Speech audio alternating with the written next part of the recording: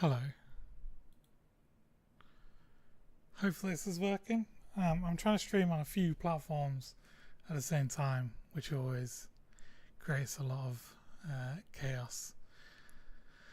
I'll just wait until at least I can tell it's working. I've got one viewer apparently on Twitch.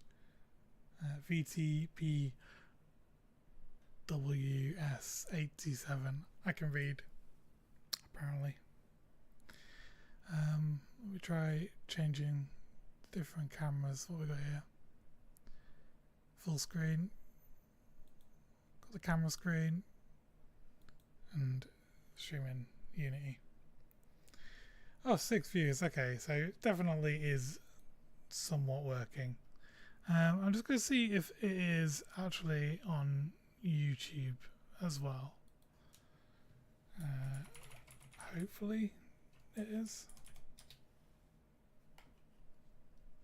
I can only see Twitch chat in Streamlabs. Oh yeah, it's working. Play on YouTube. Nice. Okay, so I've got the chat there as well. Cool.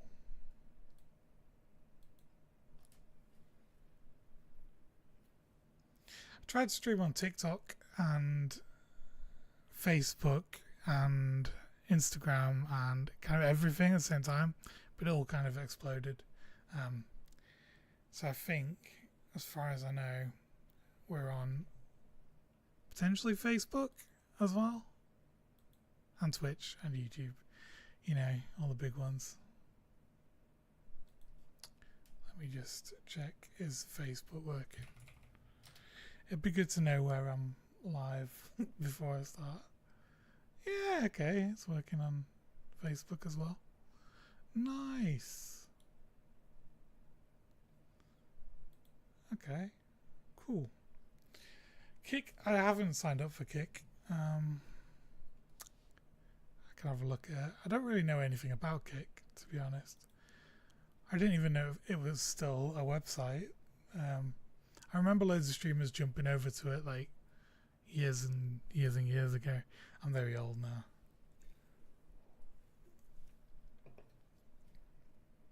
Let's see. Can you see Unity if I hide Visual Studio? Yeah, you can. Cool. Still booming. It just signed Mr. Beast. Oh, okay. I'll have to have a look and see. There was like Mixer and can't remember what other ones there were. Maybe it was just Kick, Mixer, and Twitch, and YouTube, obviously. Cool. So I have made a blank new Unity project. I'm going to be working on a game that I was working on YouTube, but I started doing a bunch of art things, and it slowed it down, and I hadn't really figured out what the game is. So I am trying to take all the art out and in fact basically restart the game and work out what the game actually is with just shapes before I even throw in any art. I think that's probably the best approach to take. So I've put a plane, that's going to be our ground. This is rotate that way. I was thinking it would be isometric. I think let's for now stick to that. So to do that we want to switch that to orthographic.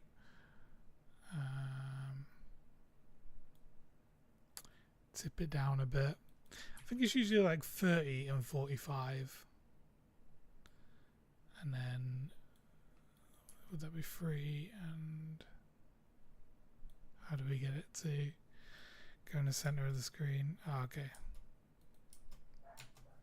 There we go. And then we want to reduce that to like minus 1,000. Minus 100, minus 10. That'll do.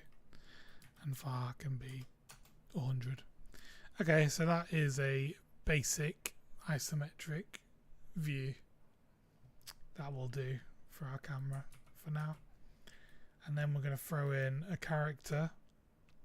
So I'm just going to use the default Unity capsule for that and call that player. No, I'm not. I'm going to create an empty object, call that player.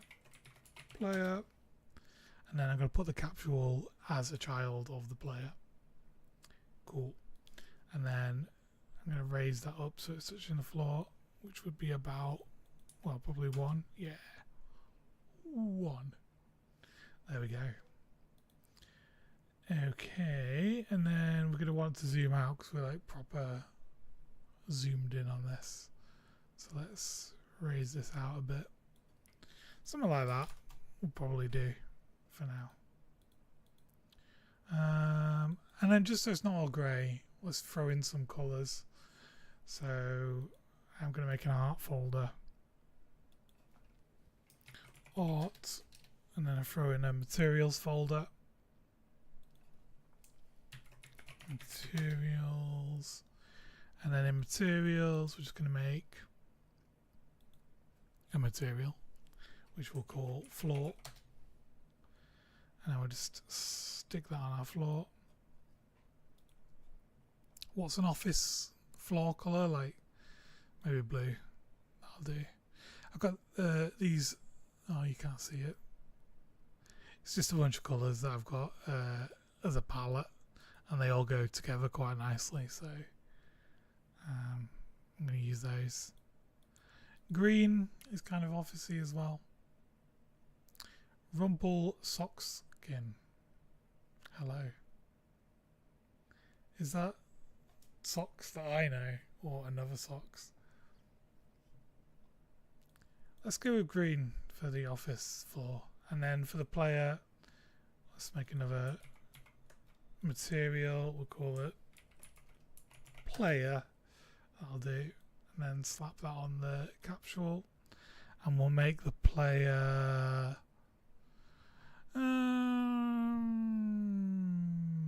yellow. Yellow will do. It is the real socks. He's just changed his username. And he's a moderator, so I should have known that was the official socks. There's only one moderator socks. Oh, I really like these, by the way. It's strawberries and cream Pepsi. Very good. Alright. So, what are we doing? Basically, all I had worked out with the game was that it was a top-down twin-stick shooter. And at some point, I was hoping it would be roguelike.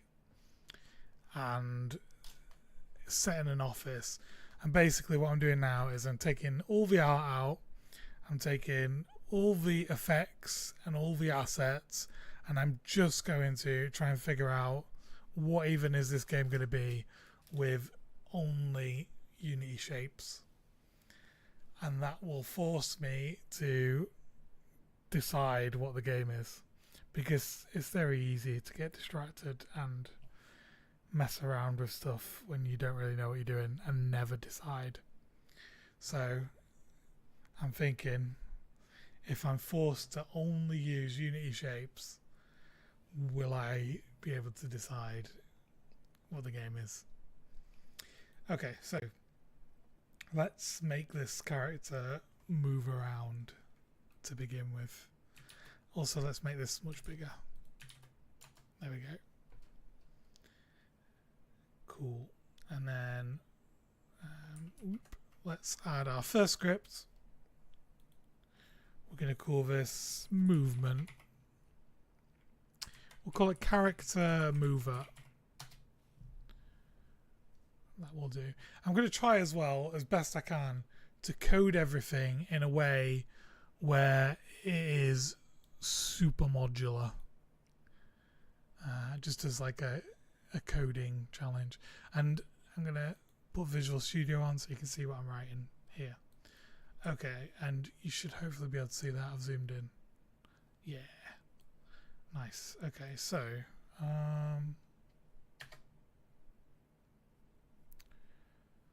let's have a think what we're going to do.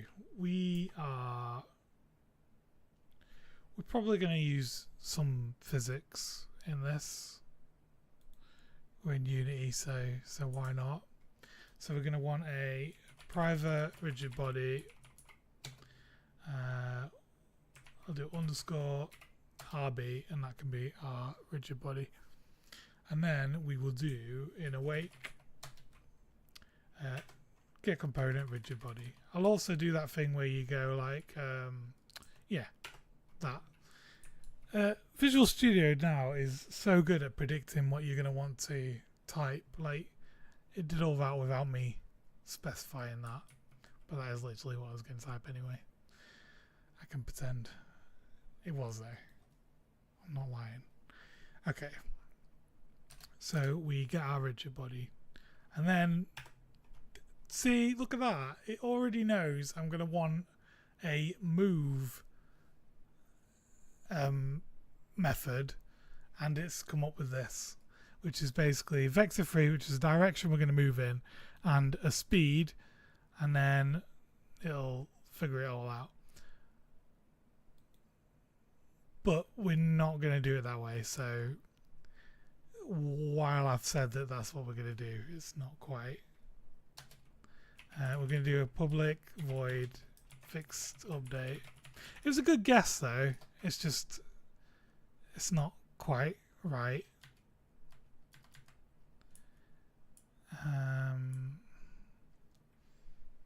See, let me try and figure this out. So we're probably going to want the speed to be on this object itself, so we'll have a private flow speed, and yeah, sure, let's go with 5 to begin with. We're not going to want that in the move method, and also this move method I think should be private, and then in here we'll call move every fixed update, and then we are going to want a private direction, and we're going to start it out as vector3 0, and then from our other script we're going to basically have a public void set intended direction, and then we can use this script for our enemies and our player. If this takes a vector3 intended direction, and then we'll just set our internal direction as the intended direction. So other scripts will be able to call this set intended direction, set the intended direction as vector3, and that'll set it there. And then every frame we're just going to move, every fixed update we're going to move, and we're going to use our intended direction and our speed from here. So let's edit this a bit. We're going to do rigid body move position. Okay, so yeah, we can basically do that if direction equals vector3.0, then return. We're not going to move, but otherwise we are going to move, and we're going to do do we want to just move? We're not going to use a kinematic, we're going to use actual physics, so we're actually just going to do rigid body dot add force, basically direction, but it's not going to be that one. We're going to get rid of that one. It's going to be the underscore direction that we've got at the top of this script.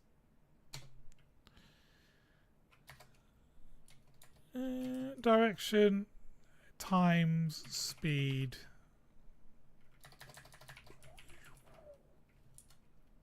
Cool. And then I can't remember whether you have to times by time dot fixed delta time if you're already in fixed update and adding force. In fact, watch this. This is a cool thing you can do in Visual Studio now. If I start writing a comment and I put here, do I need to multiply the force below by time dot delta time question mark, and then I put a comment, look, it says no, rigid body add force already accounts for the frame rate.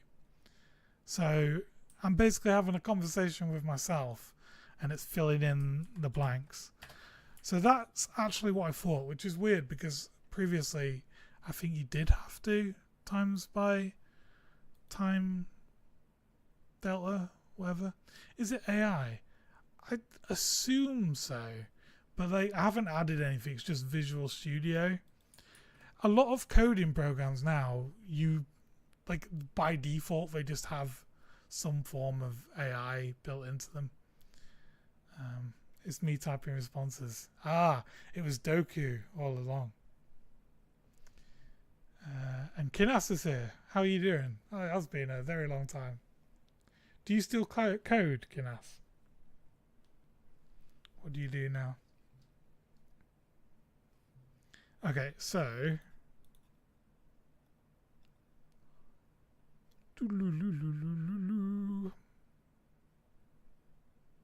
that should all be good, really. We set our intended direction, we move, and all is good. So let's jump back now to Unity, and we're going to add another script now because we've got a character mover that we just made. We're going to have this as player input. Whoa, what is this? It's already got like some sort of player input thing.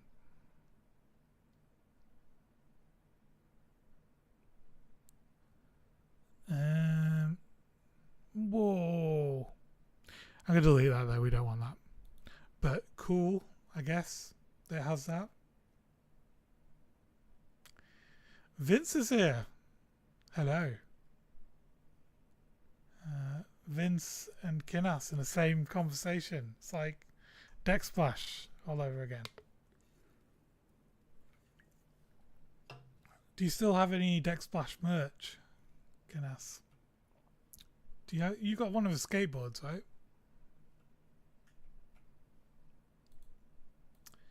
Okay, let's add in a new script. We'll call it player. Call it player import.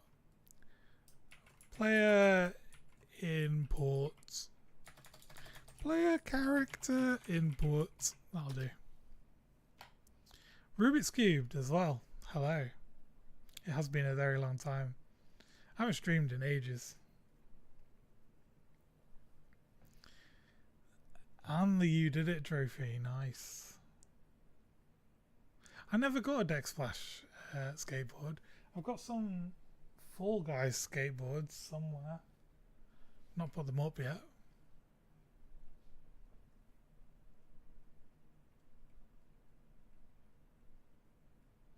I'm starting digital design at uni in a couple of days. Basically, all going back to your. Basically, all going back to your. This is your fault directly. Oh, oops. Oops. Digital design. What does digital design cover? Is that like game design, or is it more like being a designer? I guess. Oh, okay, it's like a mixture. Software dev, UI, UX, game design, app stuff. Cool. It's pretty good. It covers everything, so you can go into like a lot of different jobs after that one.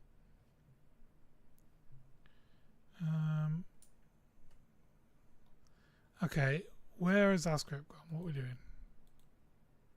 Player character input. So this is going to take a we won't even serialize it. We'll just do private character mover, and then we'll do require component of type character mover. And then in awake, we will grab our character mover.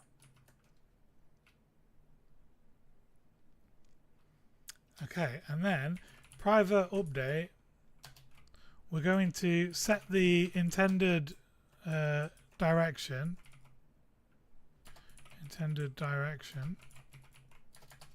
And then we're going to need a vector free. So we're going to do vector free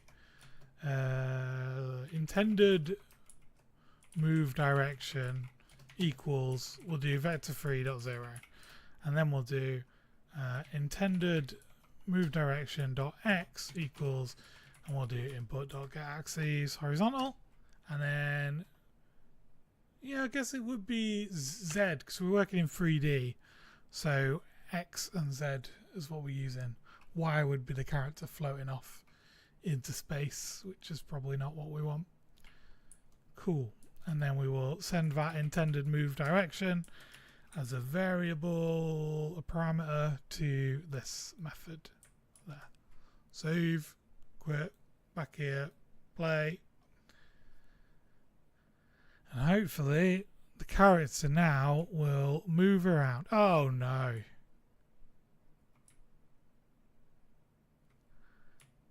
Well, I mean, it works, doesn't it? Did I expect it to fall over and roll around? No. But it's moving. Alright, so to fix that, we would freeze the rotation in the X and Z axes, and Y would be just turning around. I think we can let it turn around in the Y axis. Or do we not let it turn around and we make it face just visually depending on which direction you're aiming? That might be a better way to do it. And we turn off gravity, I suppose, and the y-axis. Maybe. It's an office game, so there's probably not going to be like... There might be stairs, but... There we go. Okay, so now we can run around. And we're good. It is moving a lot when I let go of the controls. Because I'm adding a lot of force, but nothing's really slowing it down. So let's make a few changes again. Instead of adding the force, let's just set the velocity.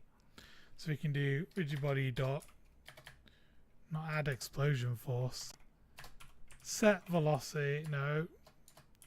Linear velocity equals, and then we'll do direction times speed.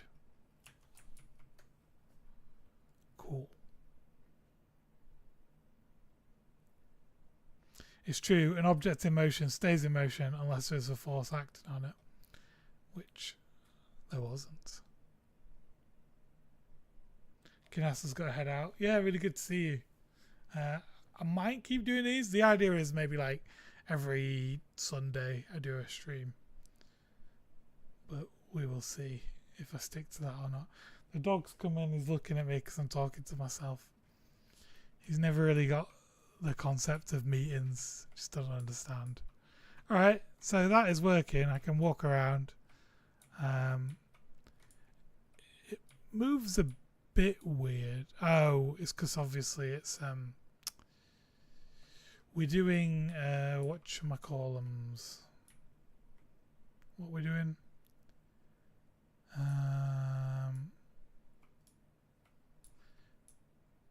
We're doing an isometric game, so it's rotated. So if I press up, I'm actually moving up, but the camera's offset by 45 degrees. So I need to rotate the intended direction by 45 degrees.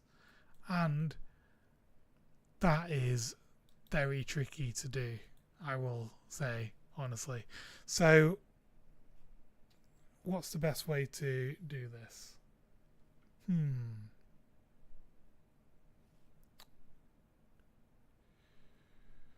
We, in our character mover, let's add a private bool offset by isometric equals, and I'll put it as true, but then I will serialize field so that we can edit that if we use this on anything else.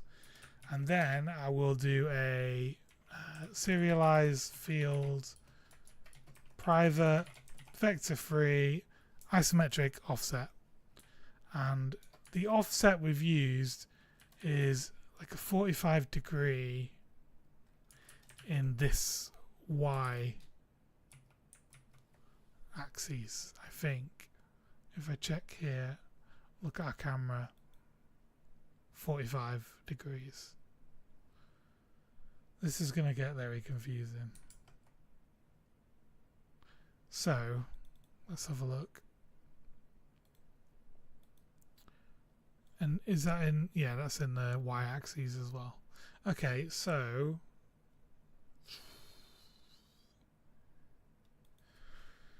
here we will do if is offset,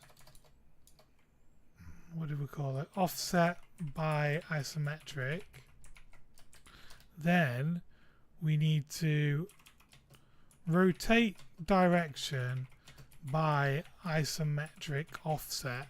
And because I've typed it as a comment, I'm hoping Visual Studio will just know how to do that now.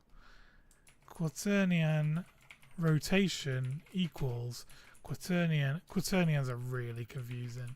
Euler isometric offset, and then maybe we just times the direction by the rotation.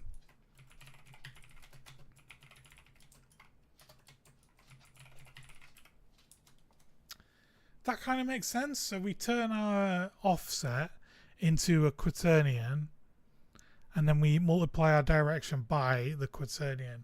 And I think quaternions are just like how to describe a direction, but I don't know why they're more, I guess because they're not a direction, they're describing a rotation from a point, rather than a vector is a point, but it's not a rotation to a point. I don't know. It's a very odd thing. But if I just do that, then maybe it'll just work. Play.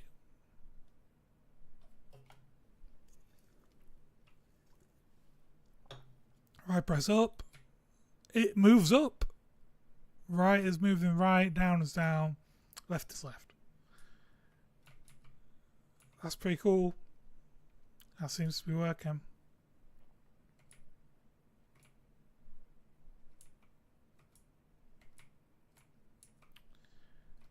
Socks had a quaternion. Is it? Does it sound more like a medical emergency or a food? I had a quaternion. I think it sounds like a situation that you would go to A&E about, or both. It could be both. Can you think of anything else that is a food and a medical emergency though?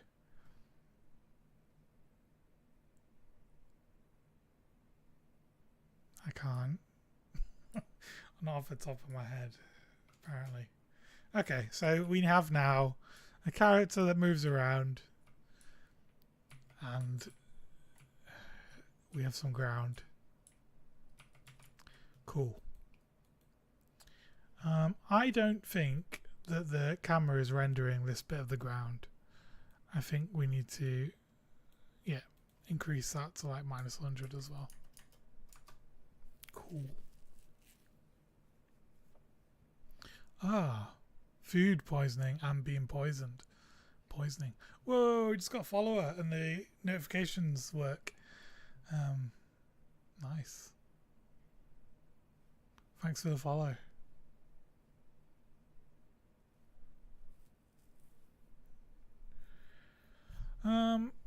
So See, I'm already feeling the temptation to like mess around with what the character looks like and blah blah blah blah blah. But I've got to not get distracted and just keep going with coding stuff. Alright, so I'm going to throw in some cubes, and these are going to be like just obstacles to make sure the character collides with things properly. So I'll make them too high, so it's like a wall sort of thing. One. There we go. Move that across here. There. That'll do. Make it wider. Great. There we go. A wall. Call it wall. And we'll give it a material. We'll copy the floor and call it wall. There we go. And walls can be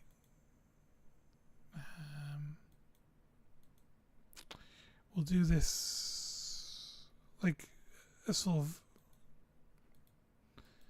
browny yellow colour. It's supposed to be like a dreary office. So something like that might work. Wall. Stick that on the wall. There we go. Very boring. Wall. Let's make it thinner so it's more wall-like. 0.25.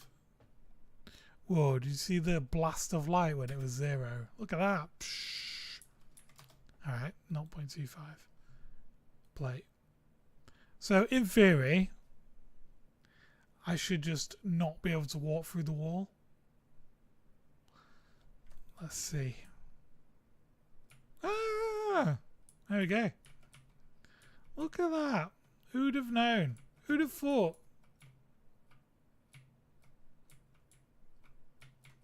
Okay, so one thing. Let me think.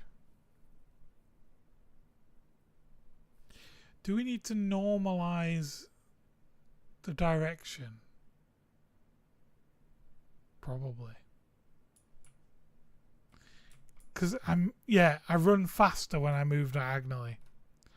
It's that thing that. It's because you can go from 0 to 1 horizontally and 0 to 1 vertically. But if you go in 1 speed forward and 1 speed sideways, you're actually moving like 1.3 something, or maybe more, 1.4 something or other. So let's square root of 2 speed. Nice.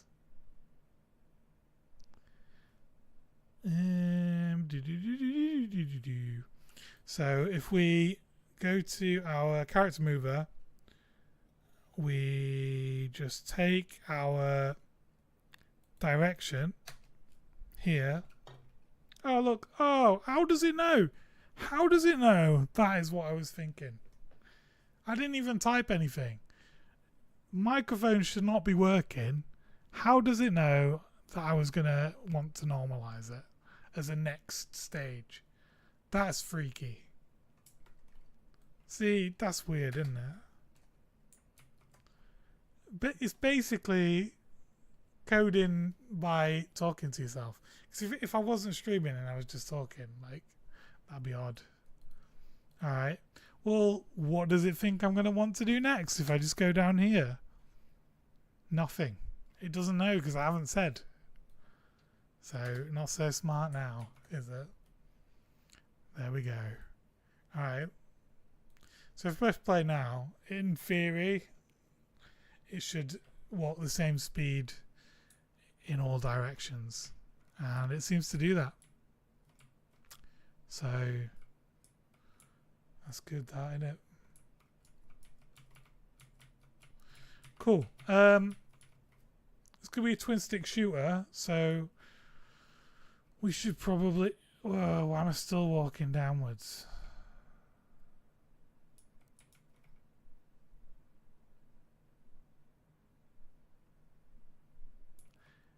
It doesn't stop moving in a direction. I think it... Did he do that before? Is that new?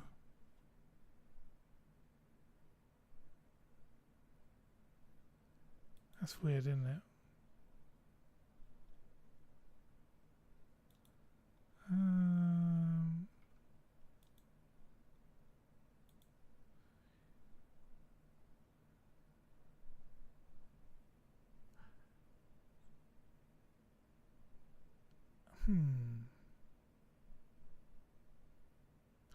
Oh no, there's an advert. Math is hard. It is hard. You're right. That's Sammy. Okay, so let's see. Let's think.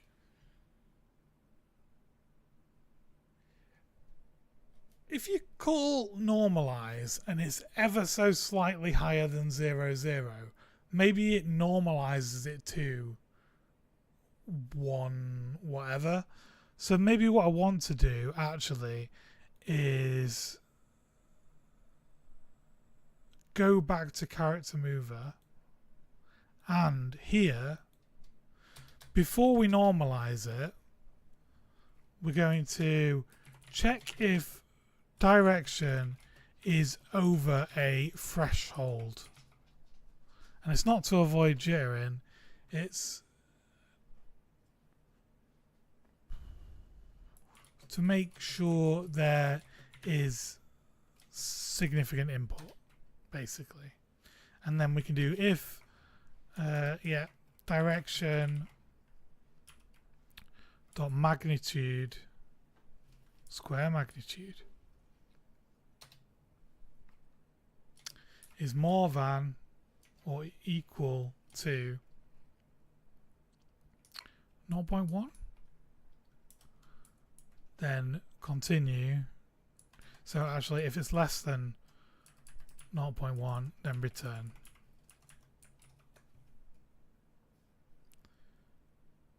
Cool. So save that, go back over here.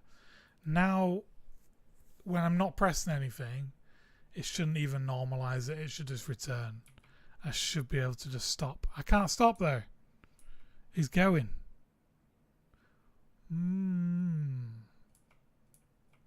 Why does he move forever? What am I missing?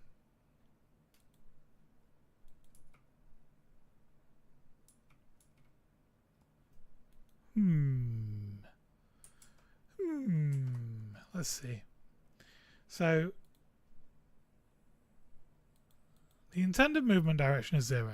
Then we get our axes, horizontal or vertical, and we set our character mover intended direction to be the intended move direction. Then over here, every fixed frame, we call move. And if the direction is 0, we return. Or if the square magnitude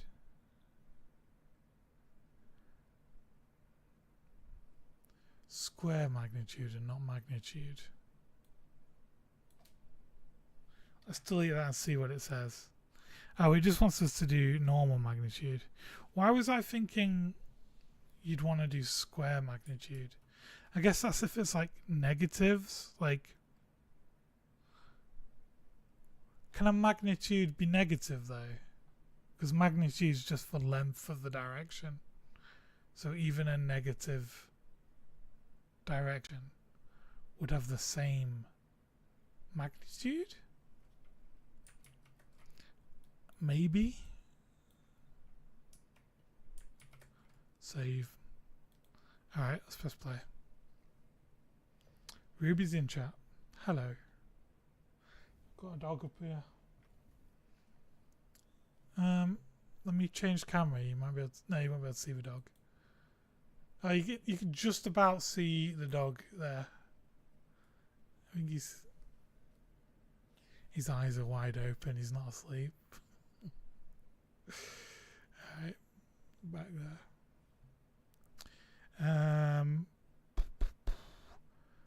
Okay, so if I press play, let's just see if that works now. I think I don't know whether you can have a negative magnitude. That seems weird. No, see, it's just moving forever in that direction. Always. Never stopping.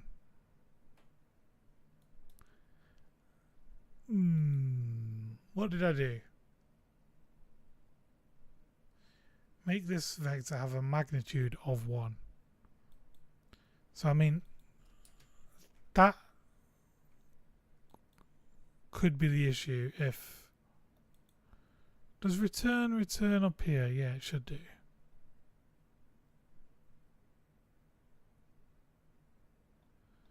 If...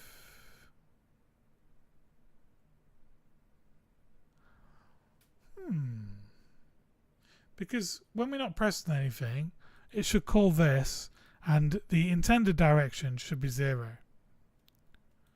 So that should get set to 0, which means when we get down here, if the direction is 0, just return. Oh! No! No! So...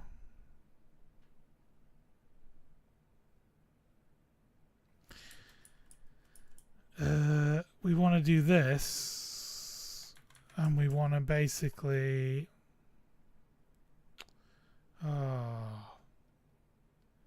what's the best way to do this? Get rid of this. Okay, get rid of that. Basically, if the magnitude is less than 0.2, we're going to want to stop moving. So to do that, we just want to call rigid body linear velocity equals vector3.0. So if we're not moving more than 0.2, just stop moving. Why not? We could probably put that back down to 0.1 now there as well. Direction normalize. Cool.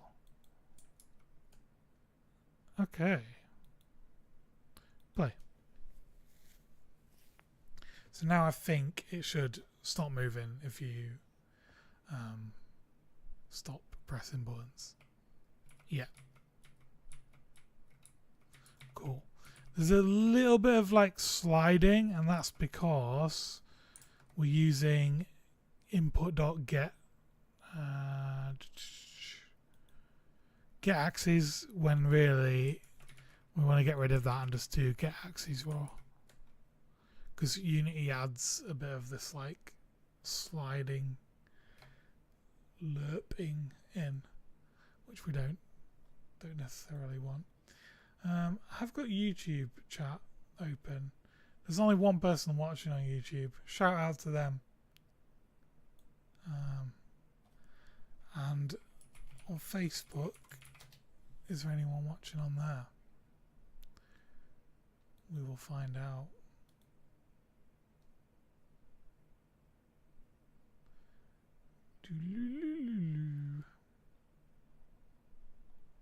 Can't even find the stream myself, so potentially not.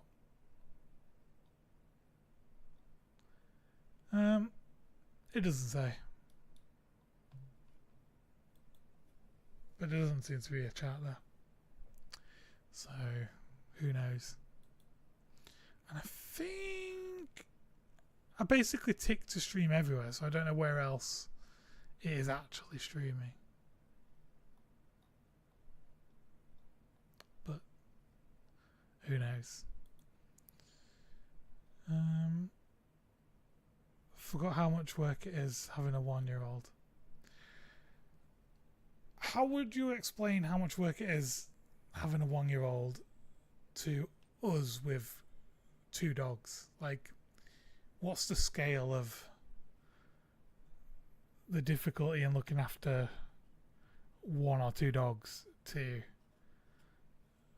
children or a child?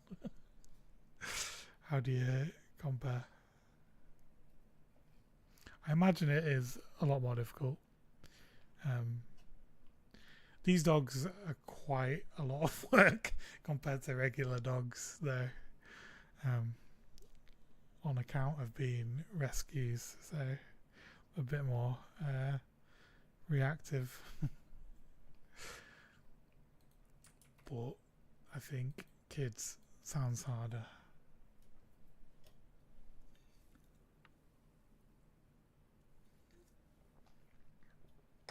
We couldn't just get regular dogs. We could have done. It might not have been as much fun though, maybe, is what we can tell ourselves.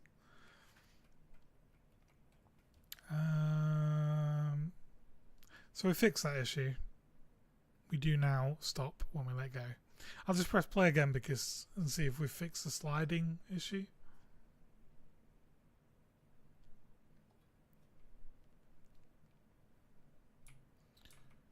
Yeah. Cool. So it stops moving as soon as I let go, which is what we want. I think it's too slow. So let's try increasing the speed, which we can't do because it is not public. So if we go back here, the speed, we go up to here, we just serialize field, then we can edit what the speed is, and we can do it while we're playing as well, which is good. Speed 5. Let's do 10. Let's double the speed.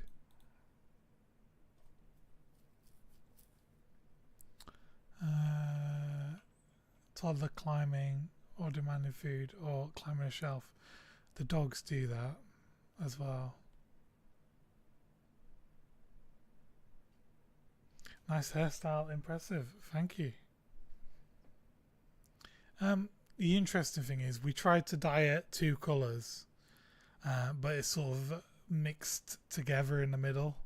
So it looks like we did something really fancy to do like a gradient, but it's just accidental of trying to have 2 colours.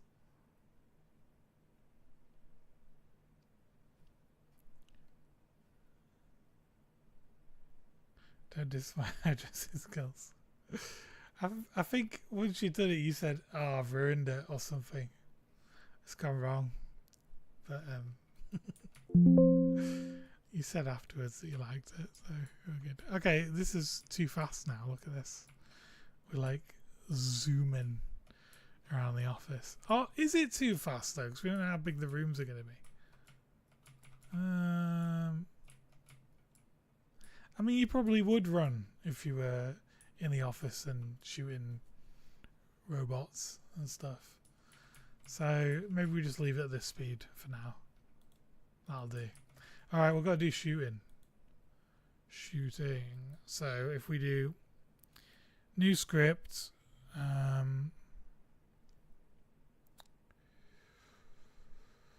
what would be a good way to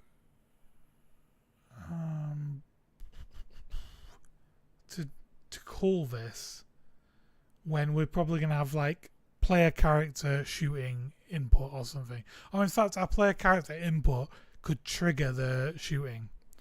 Basically, this script is the ability to shoot, but players and enemies could have it. Thanks for the follow. I just saw that out of the corner of mine eye, but I didn't have a chance to read it.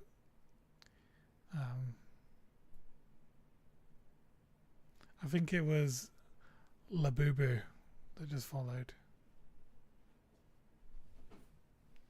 Dog's just rolling around. Alright, we'll call it Shooter?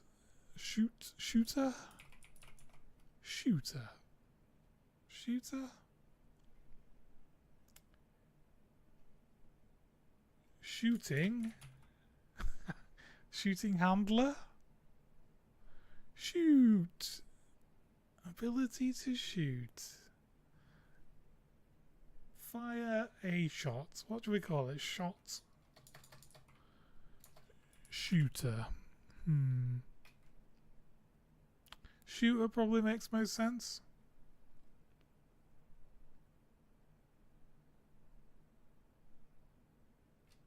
We've called it shooter.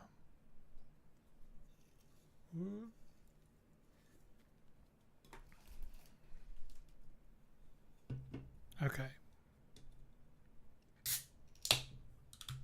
All right. This one is a mango Pepsi Max. It's pretty good as well. The strawberries and cream Pepsis are very good. There's another one as well. It's instead of a pink can, it's like brown. I can't remember what flavour it is though. I don't think it's just cream soda, but it could just be cream soda. It's just cream soda. Why is it brown for cream soda? And not cream coloured? Well, I guess strawberries and cream is already cream and strawberry for pink. Cream soda. Maybe the soda's the brown? I thought soda was see-through there.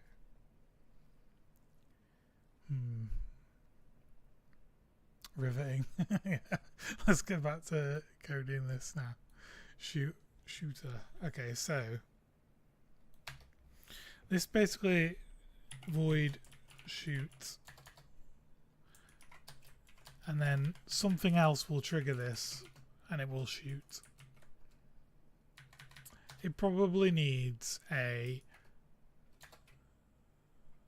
direction as well. So private vector free direction equals vector free dot 0 feels a bit weird for this.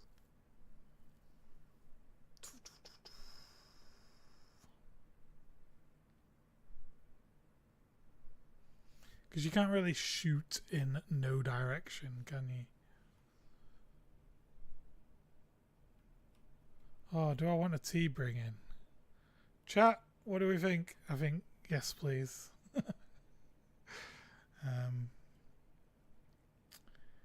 Vector free. Can you do forward? Forward. Shoot forward. That sounds logical, right? Character mover. We set intended direction. We could either do it like that, or we could just put it in here. So we could do vector free direction, and then we're gonna shoot in the direction.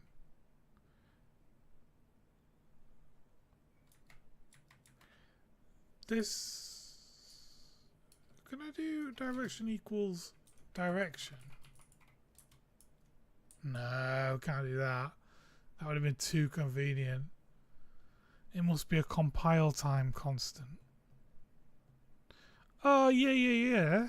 What we could do though is vector free dot forward. No, you can't even do that. It must be a compile time constant. Ugh.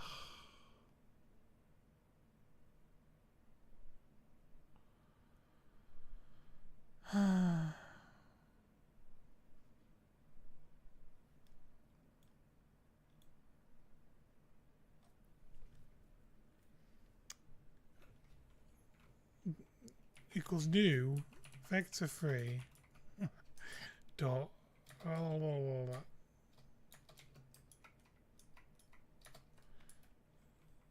it'd be what? It'd be 0 0 1, wouldn't it? What? Must be a compile time constant.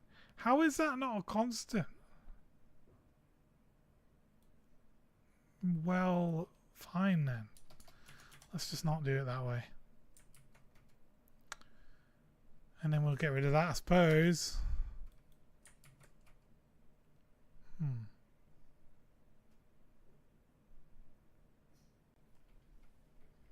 Oh yeah, Socks' shop. Opening next month. Nice. Have you already... You've got the location, right?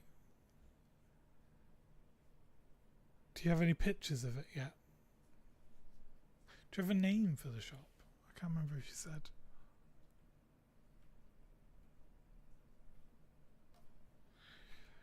Shoot. The Goblin's Nook. Nice. I don't think you said. That's cool. Yeah, are dogs allowed? Dogs that aren't behaving. Look at all that is for in. Wow.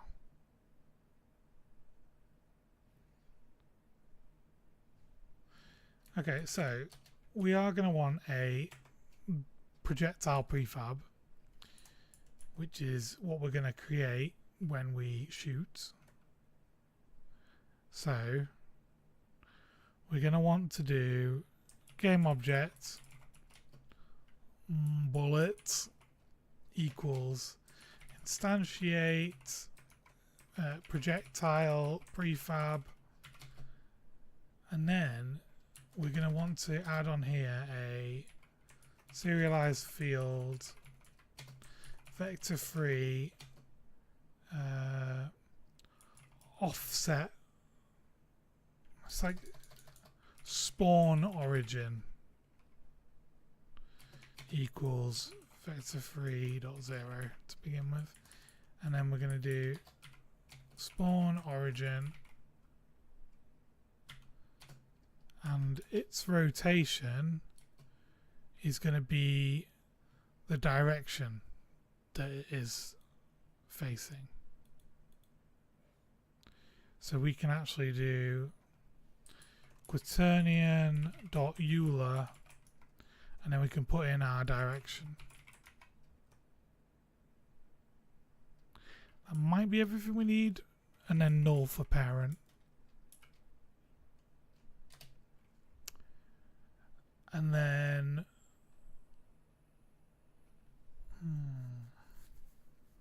we basically need to tell the bullet what speed and what direction it should move in. So we're going to want a new script, which we can do in a second.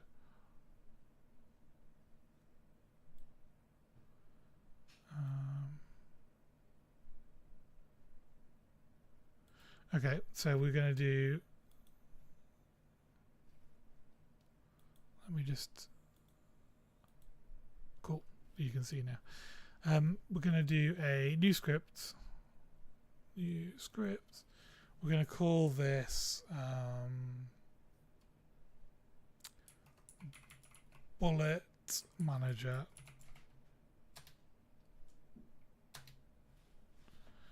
And then this will have a public void setup bullet, and this will have a vector free for direction. And thank you. Did you pick that one especially? The others are in the dishwasher. Nice. I've got a very good cup. It's too hot to drink from, but I can show you the cup.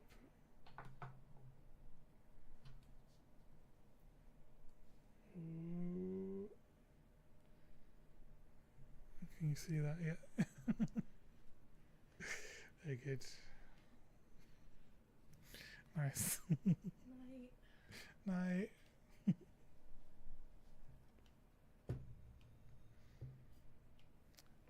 Nice. Okay, so we know the direction, we need to know the speed it is travelling. Float speed. And then do we need anything else?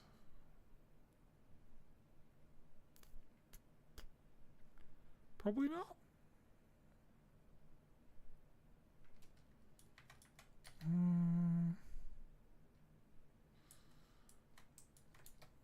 This will need to have a private rigid body RB, and then require type rigid body, and then it will also need to private vector free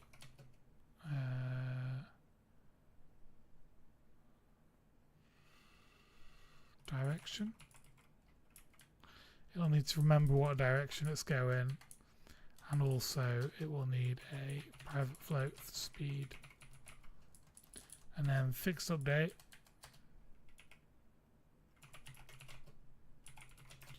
Fixed update, we will we're doing a wake first to get the rigid body. Okay, and then we'll do rigid body dot set linear velocity equals direction times speed.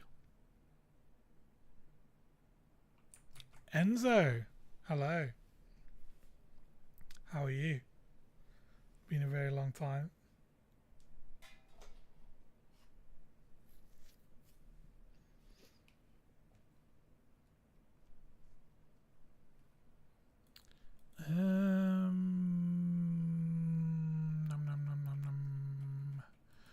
Direction times speed is the linear velocity.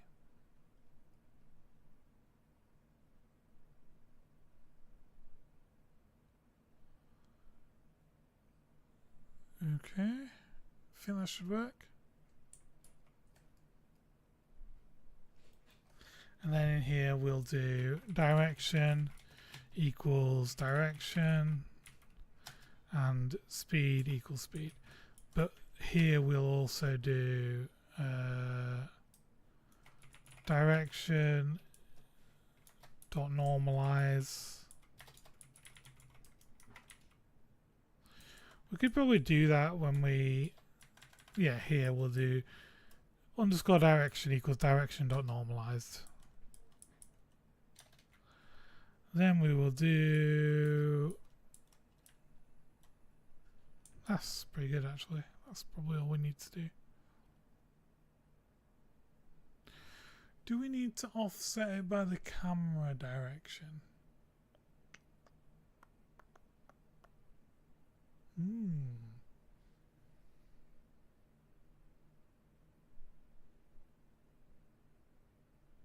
Probably.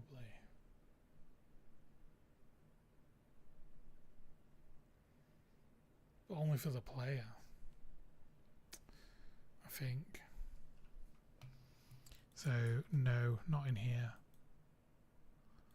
We probably want this isometric thing as well.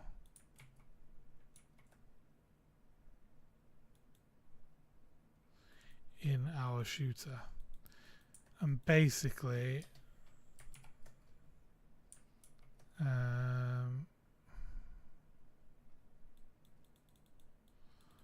would that be in the shooter or the character mover? In the bullet. Not in the bullet, but in the shooter. Yeah. That makes sense. And then here we'll do, yeah, if offset by isometric, rotate the direction by the isometric offset. So we'll do rotation equals new quaternion based on the isometric offset, and then direction equals rotation times direction. Cool. Cool. So that should create a bullet. And we should be able to shoot now. Save. Okay, so Ruby's off to bed. Good night. Let's make a new 3D object. We'll do a cube for the bullet. And we'll do a new empty object called player bullet. And we'll put the cube on the bullet. And we will raise this up to like 1.5-ish. and we'll make the bullet quite small, so 0.2.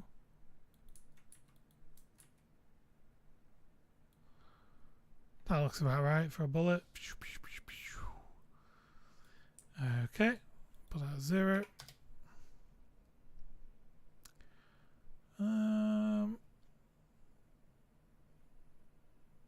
Okay. Let's make some prefabs now. So we'll do a new folder in our project called prefabs.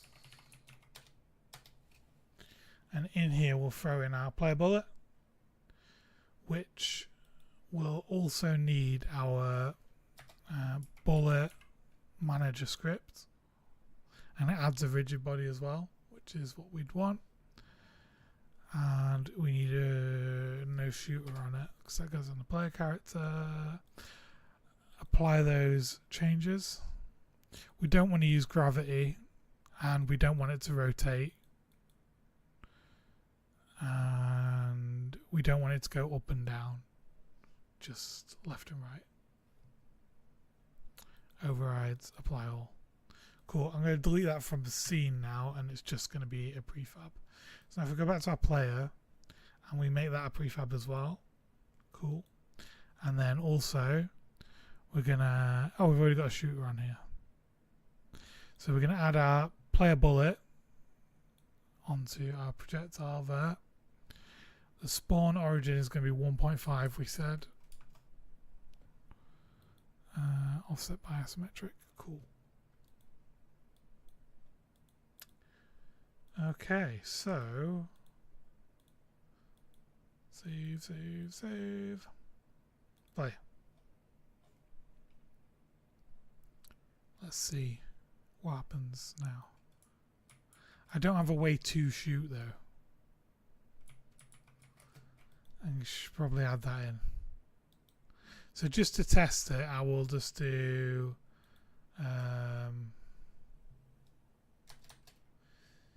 if, yeah, sure, import dot get button down fire 1 shoot in the movement direction or shoot forward if you're not pressing anything.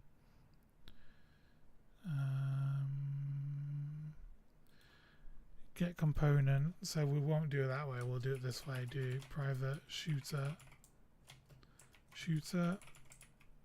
and then we'll do require type shooter.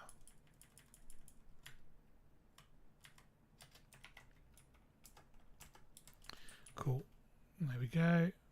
And we need to add another curly brackets.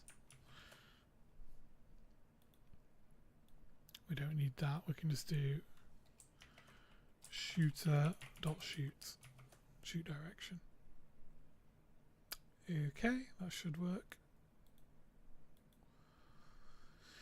Go back, click play, and then I don't know what button fire 1 will be set to. I think clicking. Yeah, okay, so I can click. It's generating it in the middle of the world, and I can push the bullets around, which not ideal.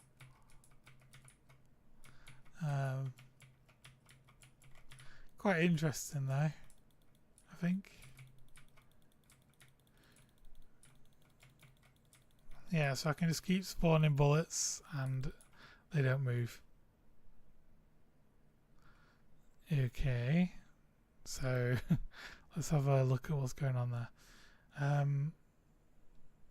I don't know if I put a bullet manager script on my bullet, and I am not calling this setup bullet, so let's do that. We'll do bullet manager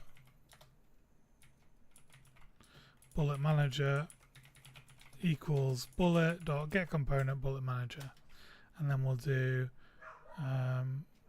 bullet manager question mark dot setup bullet direction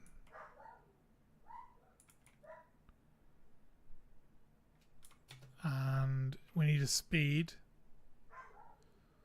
So let's do, we'll add a variable here. Serialize field, private float, projectile speed. And we'll go with 10 to begin with. Okay, so direction, float speed would be projectile speed. Cool. Save that.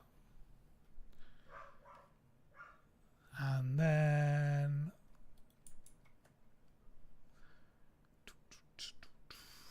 the dog's barking because another dog has gone past outside, and she feels like it's her responsibility to tell them off. She's like a neighborhood watch sort of situation.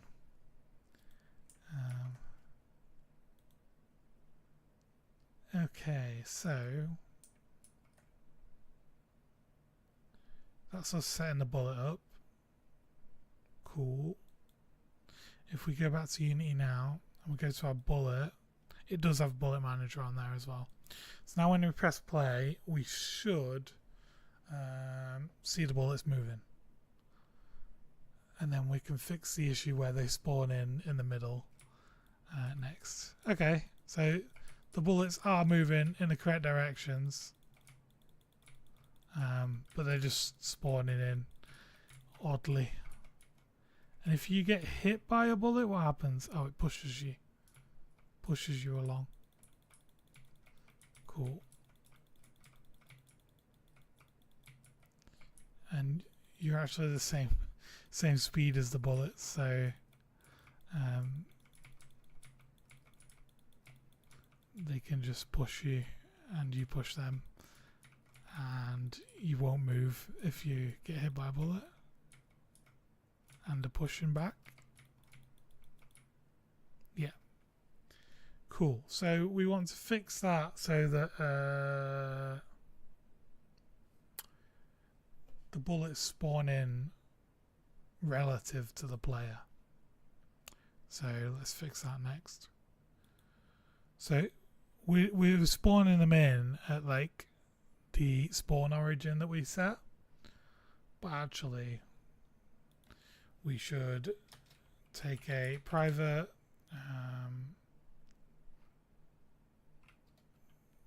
transform,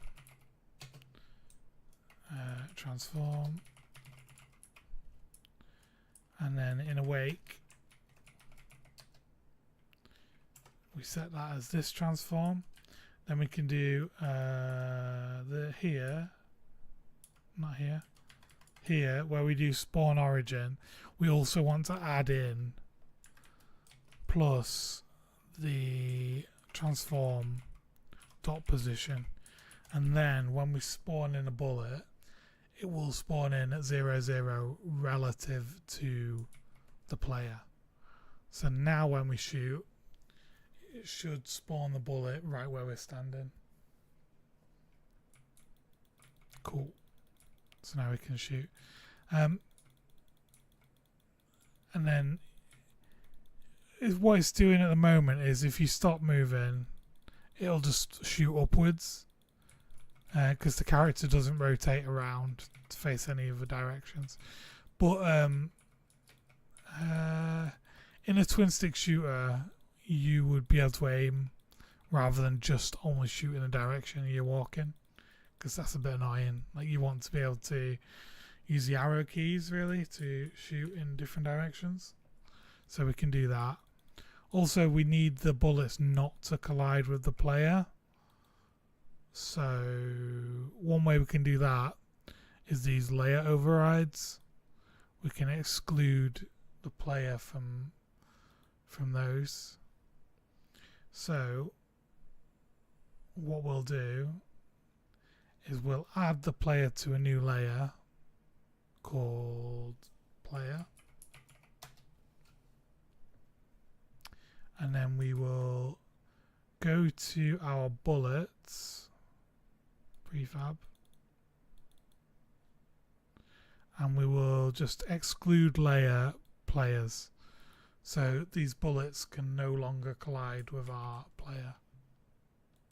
Save. Save. Cool. So now when we shoot bullets, nothing should happen to us. The bullets should just sort of generate in and travel through us. We are still colliding with the bullet though. Why is that?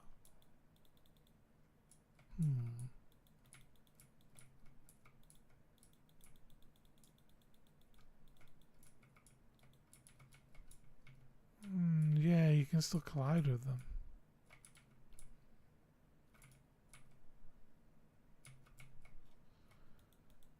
Oh, I know why, because I didn't actually put the player on the player layer. Cool. Save, save, play. Vampire Anarchy is here. Hello. It looks like it's still colliding because we're still sort of getting pushed back by the bullets. So even though they're on the player layer and these are supposed to not collide with the player, they are in fact still colliding with the player.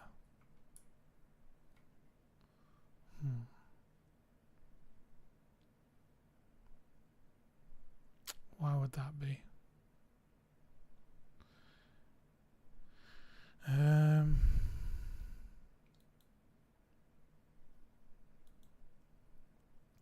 I didn't want to, but I think what we're probably going to have to do is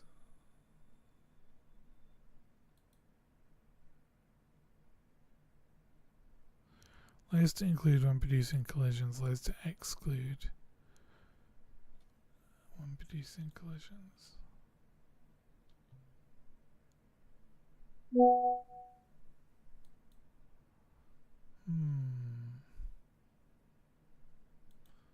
So that's on the player layer. Does this need to also be the player layer? I think so.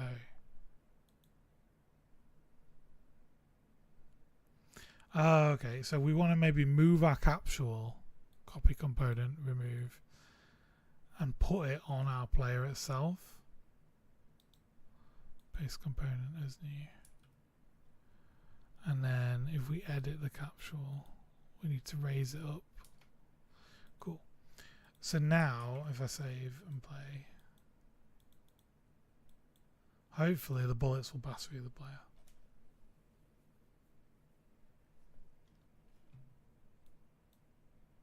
People Circus, how's it going? Over on YouTube. Okay, cool. So now I'm shooting and the bullets just go through the player, which is what we want. Cool. So next we should add in aiming so that it aims at the mouse, or I can use the WASD keys to control. I move at the same speed as the bullets at the moment. So let's speed up the bullets. Projectile speed, we'll make it 15. Save. And we'll just save all these changes we've made here. Apply all. Cool. So now if I press play, we'll just check that the bullets are faster than we are.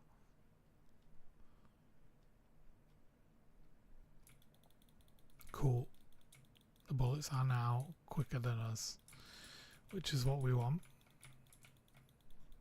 So when you shoot a wall, the bullets probably should get destroyed, because that's really weird, seeing the bullet just keep trying to fly through the wall.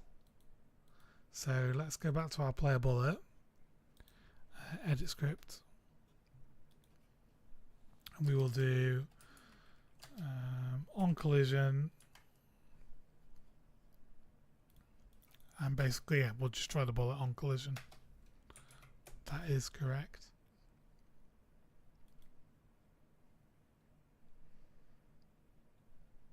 play.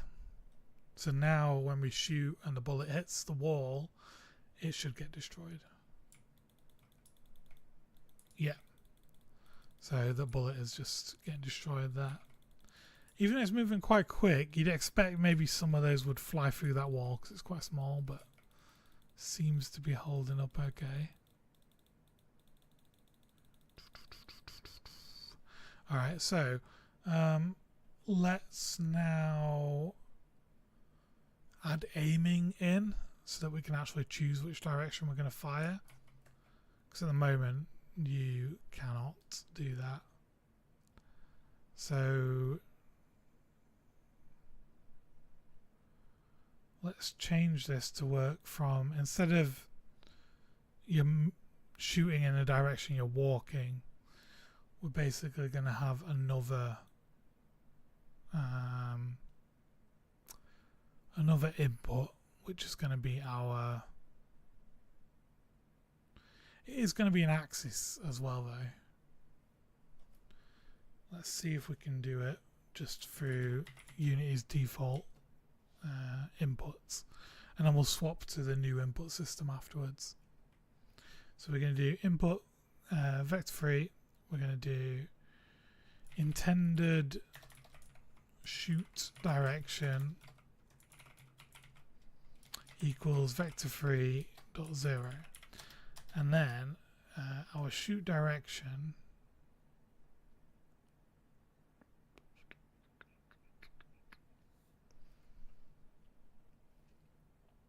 will be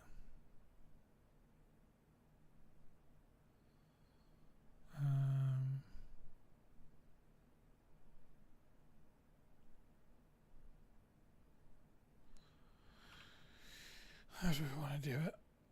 Intended shoot direction.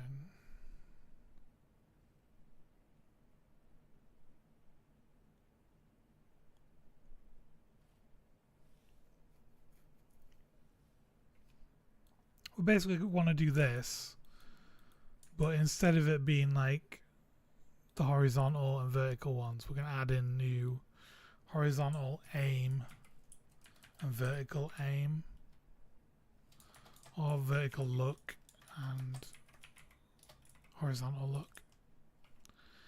And then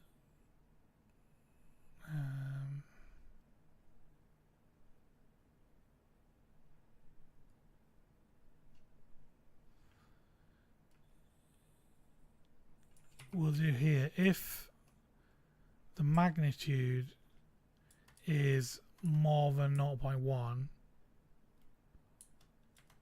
and that should be intended shoot direction, and that should be intended shoot direction, and that should be intended shoot direction. So if the magnitude is more than 0.1, then shoot direction equals shoot direction normalized. Else, we actually don't have an else, we just want to keep it the same as what it was before.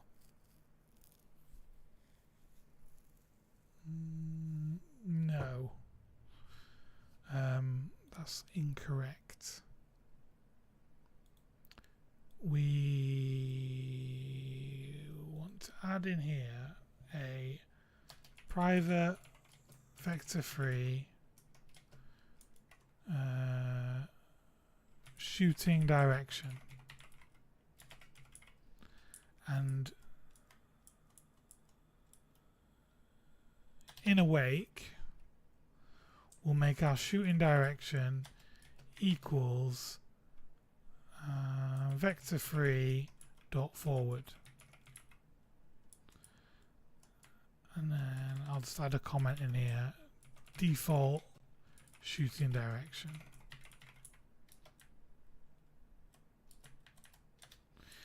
And then if our intended shoot direction is more than the magnitude, then we will set our shooting direction to be our intended shoot direction normalized.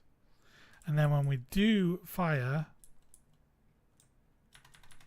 here, we will use our shooting direction.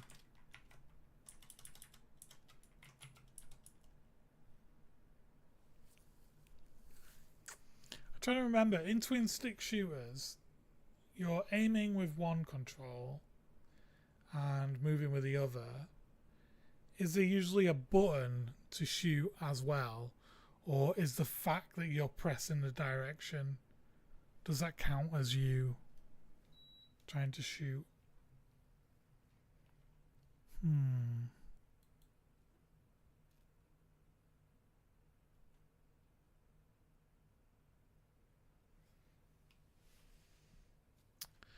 can't remember.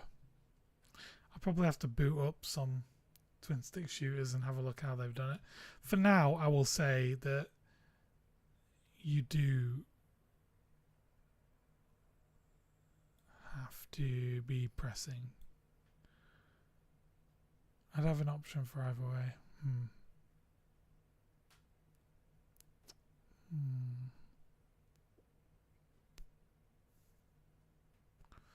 Okay, so let's just say you press shoot.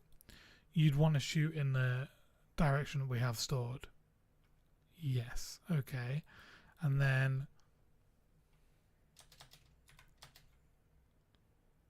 also if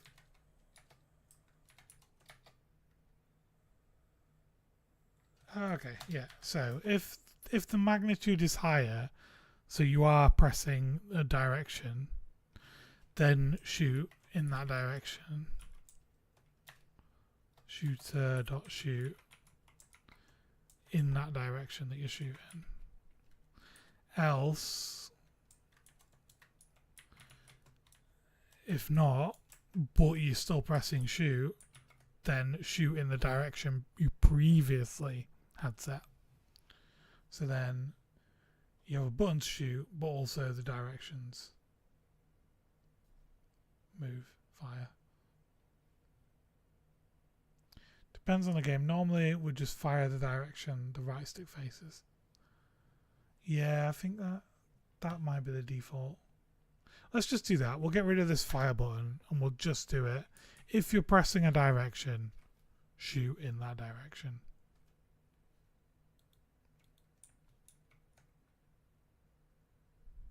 Cool. So now we need to set a horizontal look and a vertical look in our inputs. We're going to change to the new input system in a minute as well anyway, but let's just put this in for now. So I need to remember where this is saved. I think it's in project settings. Project settings, input manager, axes. I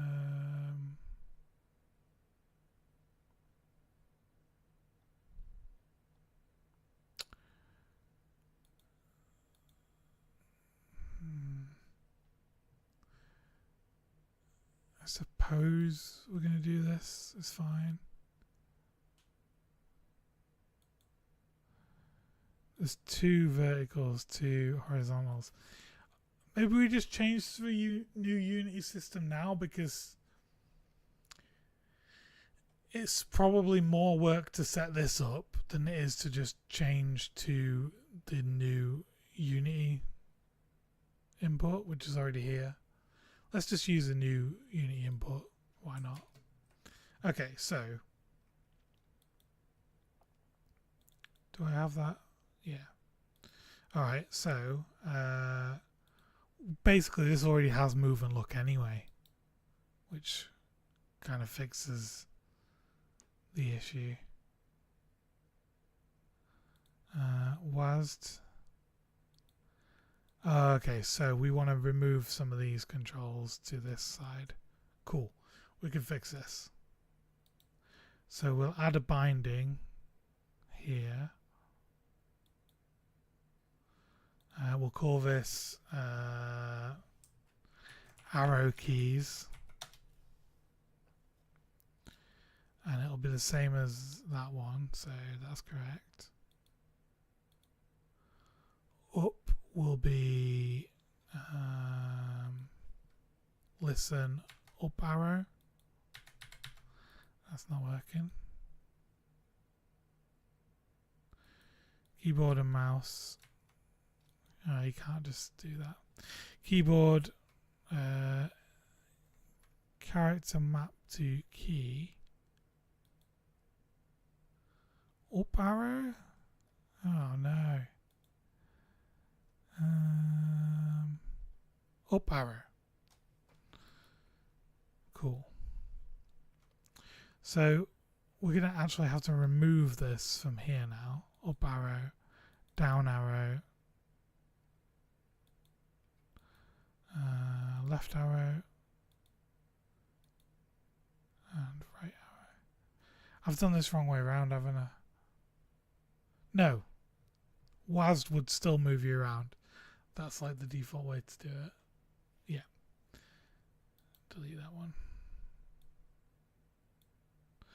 Okay, so arrow keys, up arrow, we want down arrow. Can't do it that way. Down arrow. Keyboard and mouse. Left would be keyboard and mouse, left arrow.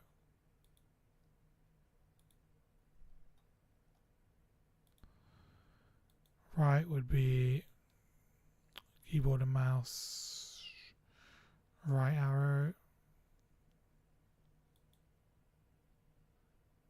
And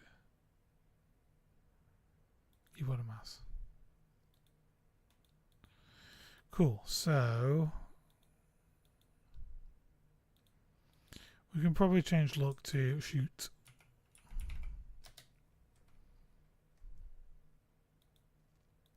Shoot direction. Cool. Okay, so we will save these.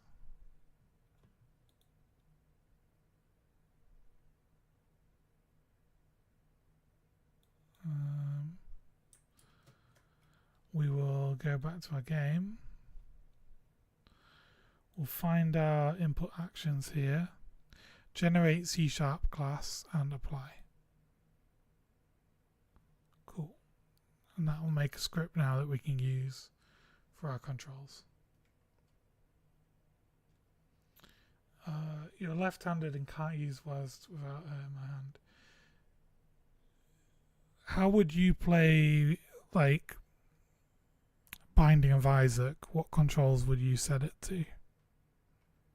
Or would you just use gamepad? Because it should theoretically just work on gamepad by default already, I think. Because we're just going to switch to this new way of doing input. Okay, so player character input. We'll add here a private input system actions, input actions. And then here we'll do input actions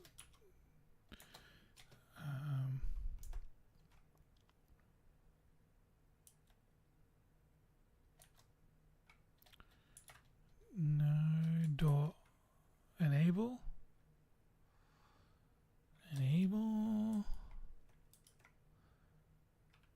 maybe.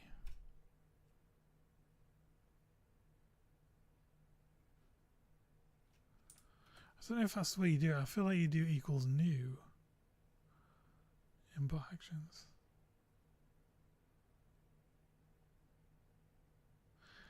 Use 8 for. Okay. That makes sense. We could add that in as well. Instead of WASD.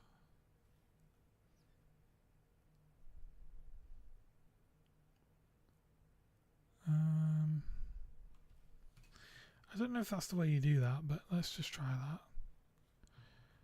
Then we can get rid of this and we can do equals input actions player dot move dot read value x, and this equals same but input actions read values y.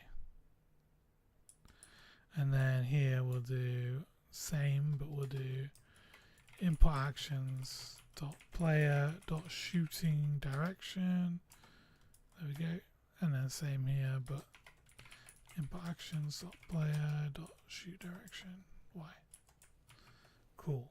Now if I save it and I go back here and then press play, we should be able to choose our shooting direction just by using the arrow keys. In theory. No, there's an error. Oh, I didn't add in the reference to our input actions. So let's edit that script. And we will serialize field on that one.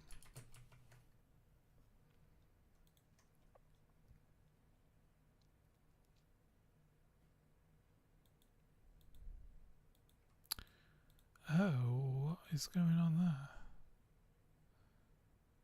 You can't just serialize that, can you? Ah, so maybe that's what I was thinking of. You can't do it that way. You have to do input actions equals new input system actions. And then you can enable it. Cool.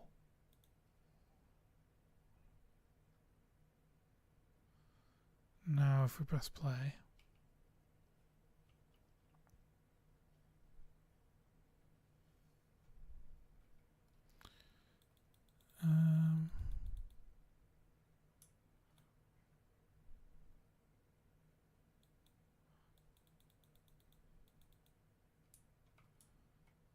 That's weird, isn't it?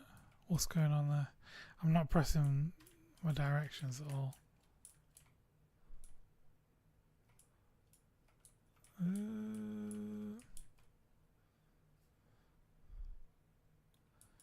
Oh. The mouse input is counting towards that as well. If I move the mouse, that somehow controls how I'm shooting. That's weird, isn't it? Let's have a look at that. So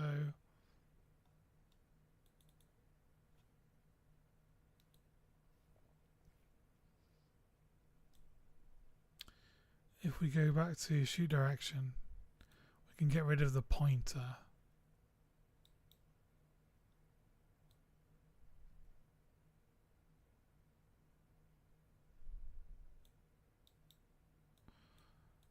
Hat switch. What's a hat switch?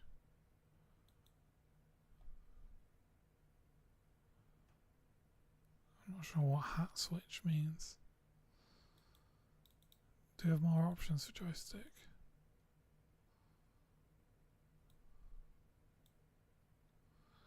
It only has one stick. I guess we just get rid of joystick then, because that wouldn't work anyway. Joystick, delete. Okay, so I don't know what an XR controller is.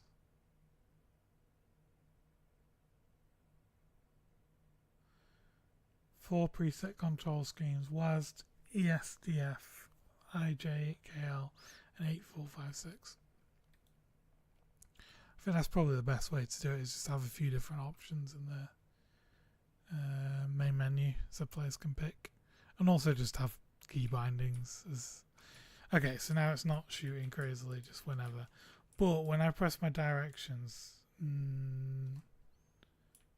it's not shooting either.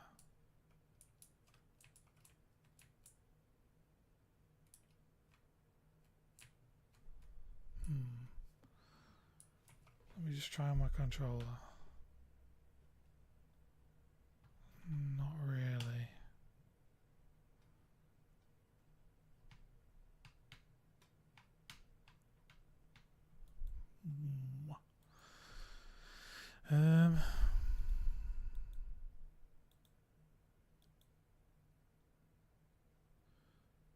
Intended shoot direction.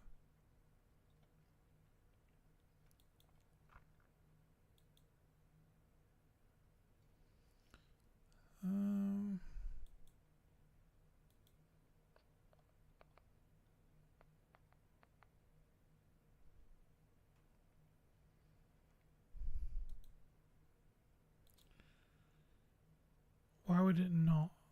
Is magnitude is more than 0.1, then we are going to shoot.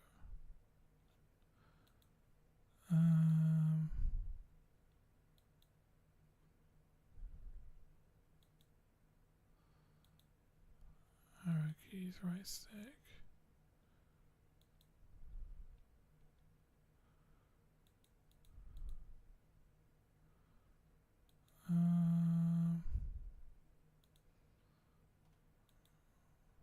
I can normalize it.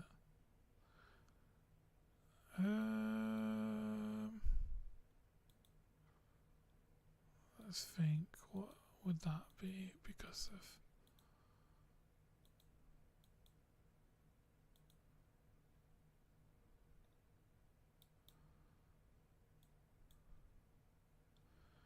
Shoot.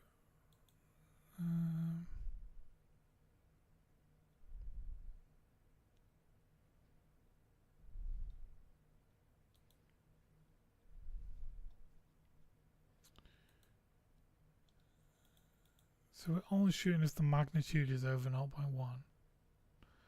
which it should be if we press in a direction.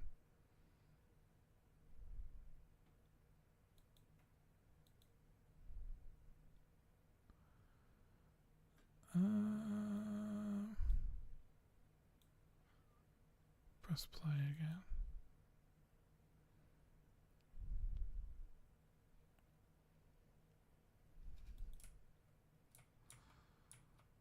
So I can walk around and then see, like, I'm holding left, but oh, it is creating bullets. But where are they?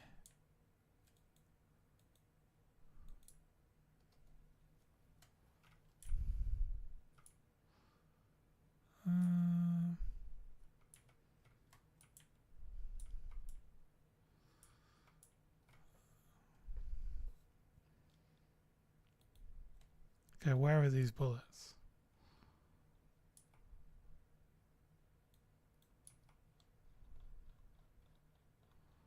There. Where's that one? Really far away. They're all really far away.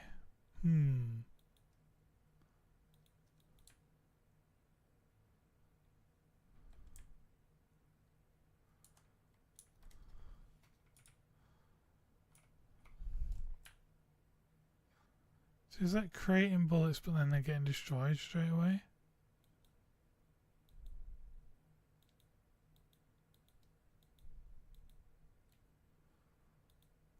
Where is that bullet?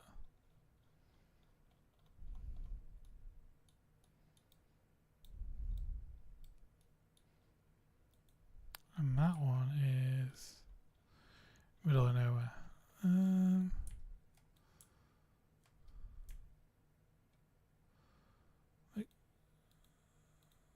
Okay, where are these bullets then? Oh, I can't see those.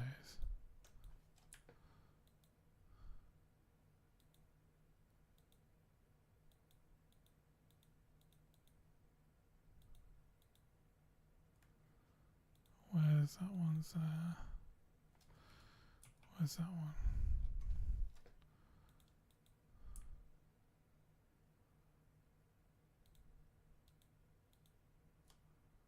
Who is that one?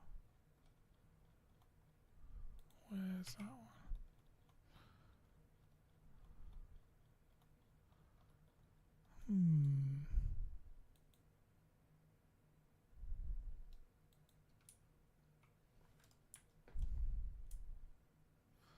So it's making a bunch of bullets and it's like destroying them.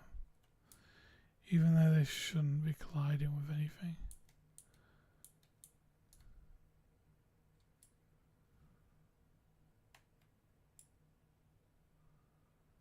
It shouldn't be too far from the seed point because 0, 0, 0 is like right here, right next to us.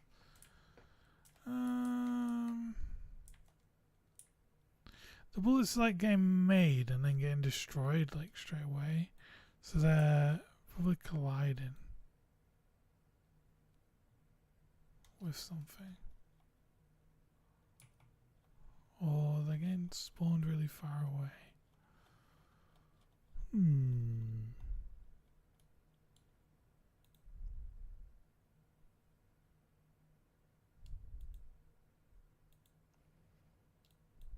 Let's think.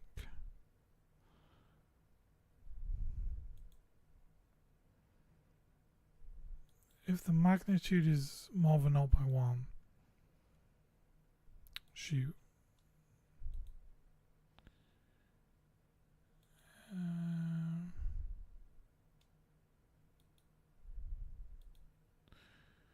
Instantiate a new bullet and set the bullet up.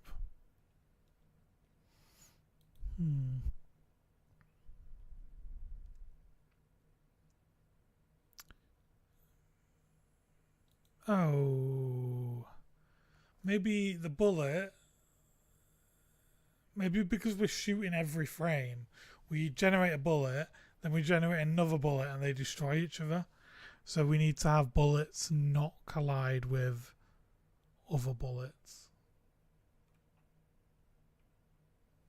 So we are actually going to want to do some layers, because I wasn't going to do layers for like player bullets and stuff, but I'm going to have to do so that they can collide with each other, or can't collide with each other.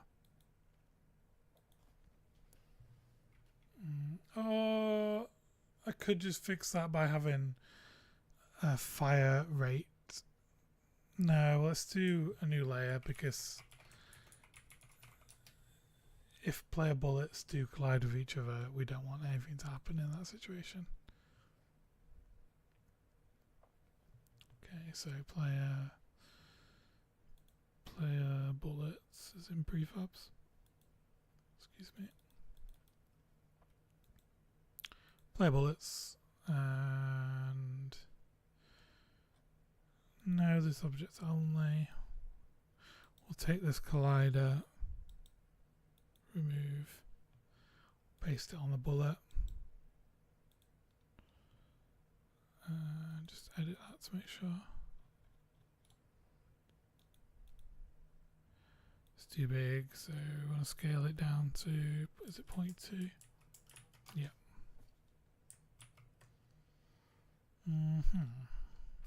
Okay, so save again. And then that is on the player bullets layer.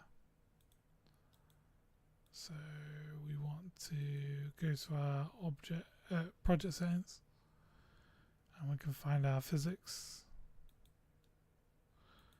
and we want to disable, so the player can't collide with the player, maybe it can, but player bullets and player shouldn't be able to collide, and player bullets and player bullets shouldn't be able to collide. Save.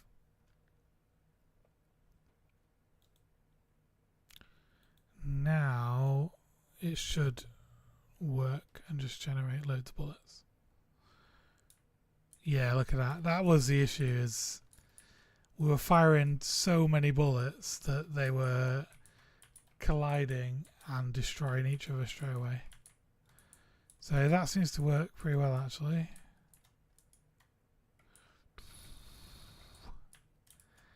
It's pretty good being able to fire that many bullets. I don't think we'll keep that, but okay. And then, yeah, this is me using my controller now. Oop. Grab my controller properly. Cool, so yeah, I can shoot any direction we need to shoot.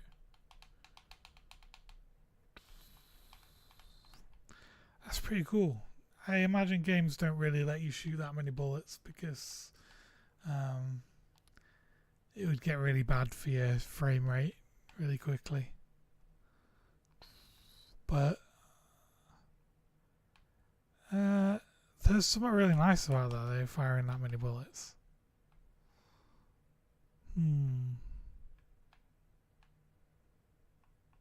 It's almost like water, like a water gun.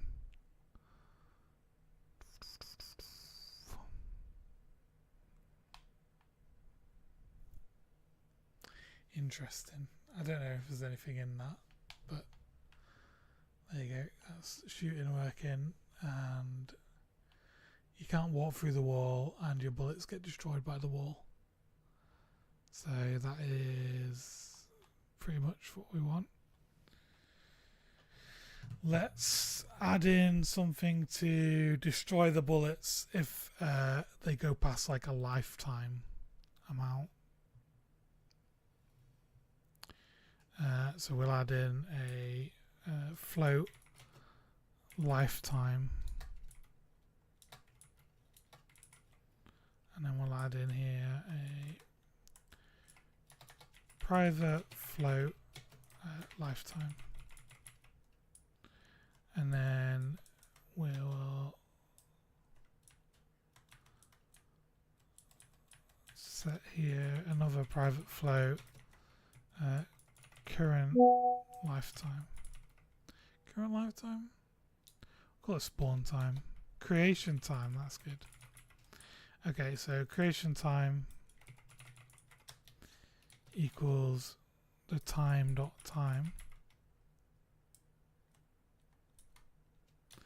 And every update we want to do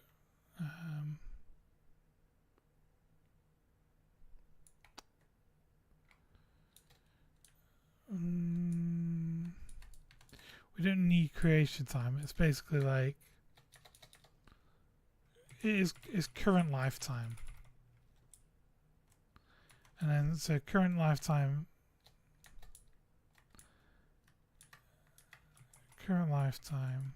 equals, we'll just make it equal 0, and then each frame we will add current lifetime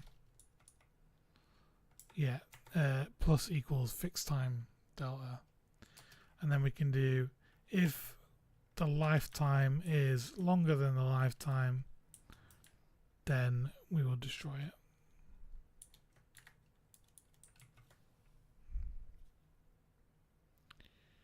Cool. And then in the shooter, we probably also want a serialized fields projectile lifetime, and we'll add that here as well. Projectile lifetime. Cool. Because then when bullets fly off the screen, they won't just live forever, which was crazy.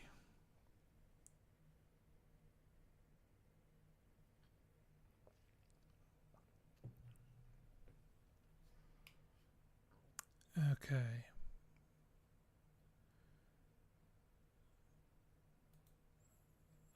Our player has the lifetime script on it. It's got 5 seconds. Let's try with 5 seconds. That might be long enough that they get towards the edge of the screen. They might actually leave the screen within 5 seconds, to be honest, because that's quite quick, and they move quite fast as well.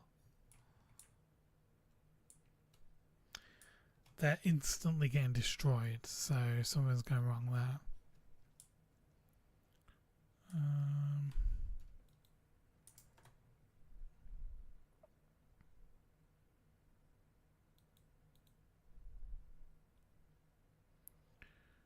Set it up, add in the projectile lifetime to the bullet manager. Oh, we're not changing that value, so we need to do a lifetime equals lifetime save, because it was making lifetime equal 0, which is not what you want. Alright, play it.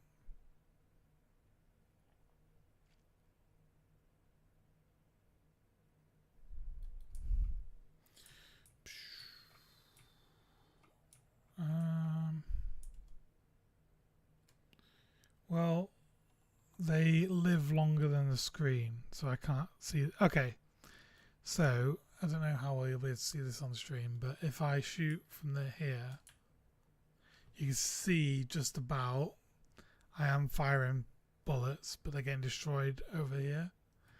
I'll just lower it down so we can test it properly. So instead of 5, we'll just make it 1. And then if I fire some bullets, Yeah, they basically they last 1 second and then they get destroyed.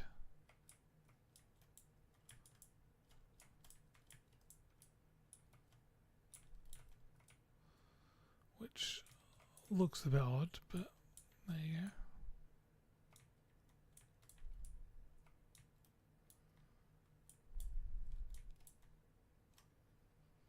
Cool. So we probably do want to limit the fire rate.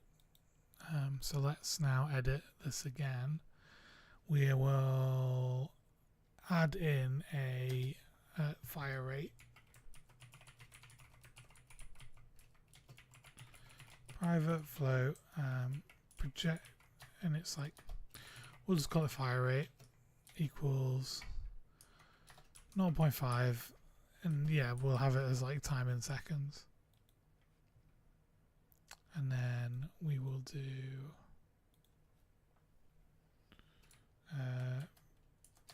private float last shot time equals 0, and then we'll do if time minus last shot time is less than the fire rate,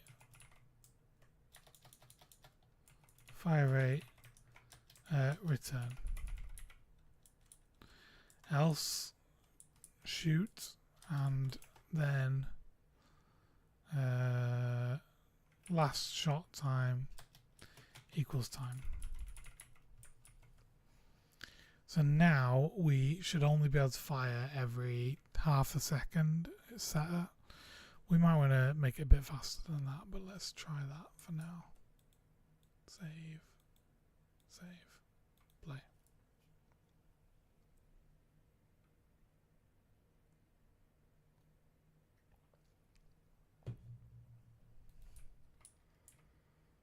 Okay, cool. That's too slow there. Let's do 0.1. Alright, that looks pretty decent. What about 0.2? Okay, that's probably more fair for now. Let's do that. 0.2. Save. Apply all. Save.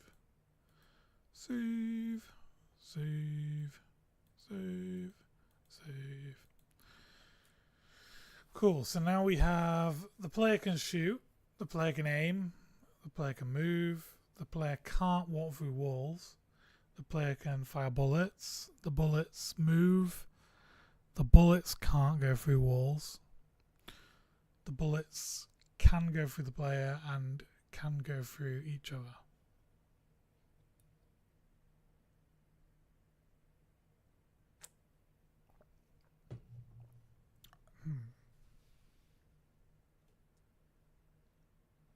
Let's think, what would we want to do next? We would want to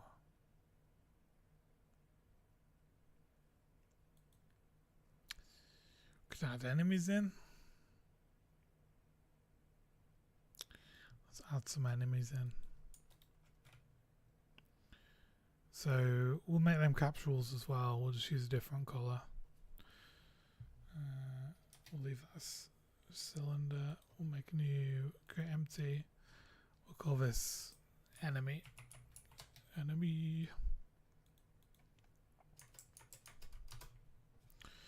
Okay, enemy. We'll put the cylinder on the enemy and make that not one, not. Oh, that is literally a cylinder. That's a bit weird. I kind of wanted a capsule. I'll do a capsule.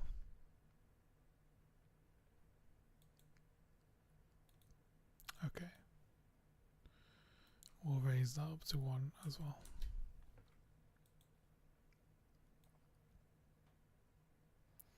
We'll just put them over there for now, 15. Alright, so let's give them a colour as well. And we'll take that capsule off there. Zoot. Remove that. Paste it on the enemy. Whoop. There we go. And that needs raising up to 1 as well.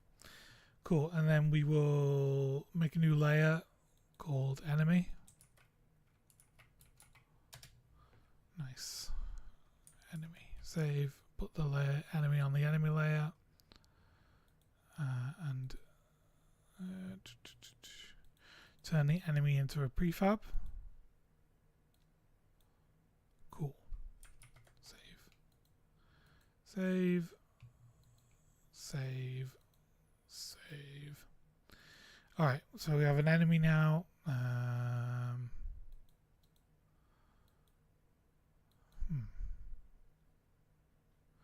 Let's just shoot the enemy and see what happens. It should just destroy the bullets.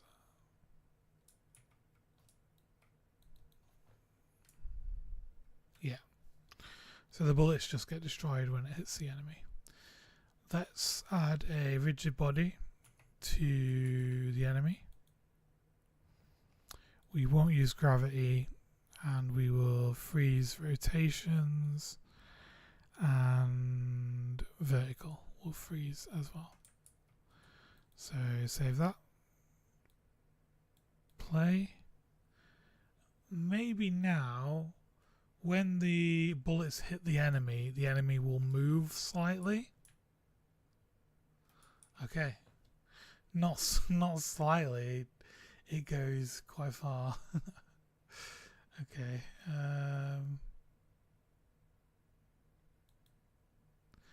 Why would it go so far? Oh, we've got Super Squirrel watching on YouTube. This appears to be a person making a game live. That is exactly what it is. And we've got Bloxted on Twitch. How would you pronounce that? Bloxted.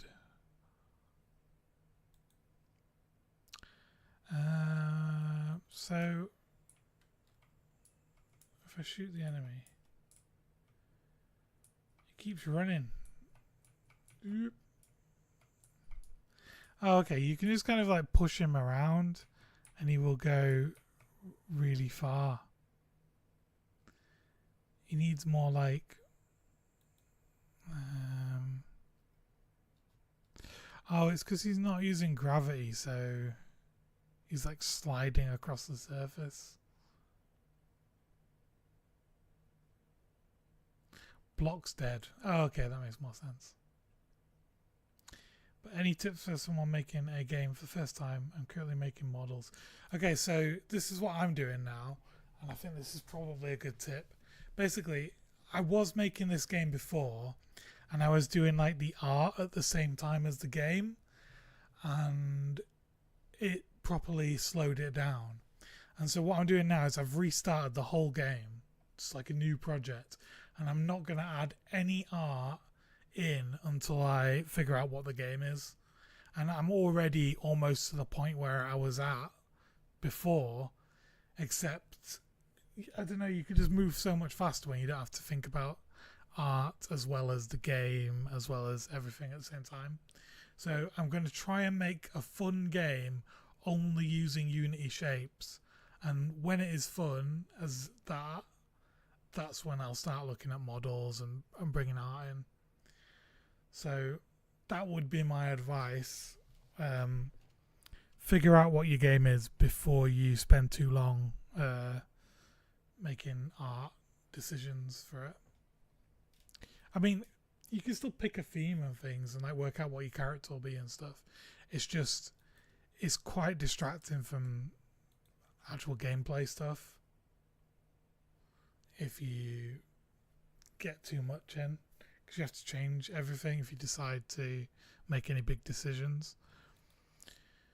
So that's what I'm doing at the moment, is like remaking it from scratch with no art in it. Okay, I'm going to add my character mover script to this. And this should reset the velocity when you hit it with a bullet. Cool. So now the bullets hit the character and they do move it a bit, but then it resets its own velocity. And if I walk into it, I can push it around. And it could probably push me around as well, but it won't just push you and you'll move forever. So there's a bit of like weight to the characters now that you can push them, they can push you, but not indefinitely. And you can shoot them and they'll move back a bit when they get hit. UI models are both. I would add UI in still so you can see what's going on when you need it. But I wouldn't spend too long on it. So like if you need a score, I wouldn't make like a custom UI for it. I'd just have like a number. You could write the word score and then just put the number. It depends on what type of game you're making, because if you already know exactly what you're making basically, then you could do art at the same time. But I don't really know what this is. It's going to be like a twin stick shooter. I know that much, but I don't know fully what will make it different to other twin stick shooters, because I don't just want to make like a game that already exists but with different artwork. I want to try and come up with something that makes it a bit more unique mechanically. Cool. So I can shoot, my bullets hit the enemy and get destroyed, but they move the enemy slightly. Cool. Next, let's give the enemy health, I suppose.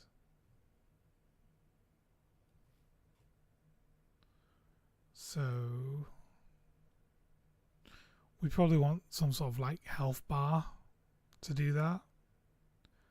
I will just really quickly add in a health bar. So UI, could do it with a slider.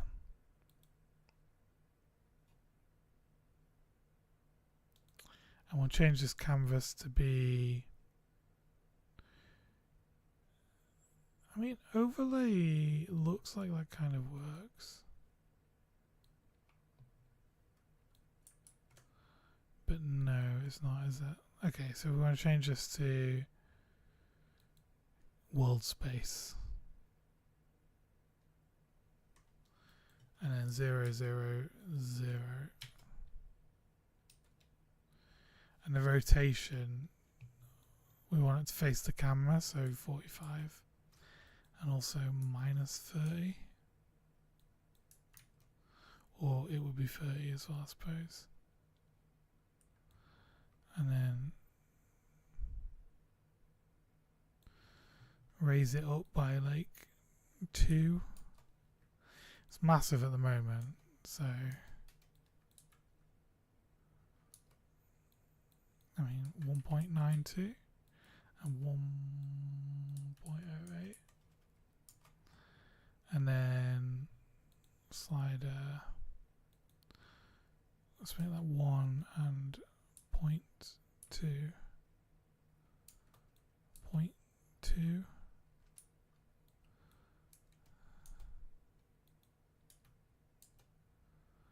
Okay, that's weird, isn't it?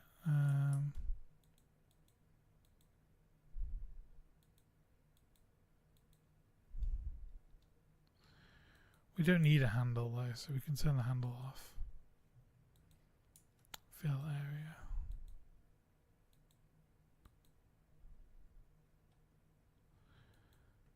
Or we could keep it 100, keep that 20. And just scale this down to like 0.1. Okay, that's getting close to what we want.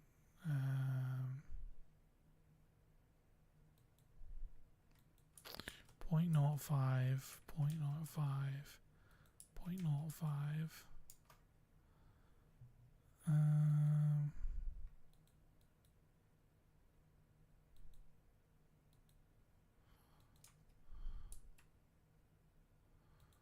So we'll raise that up by 2.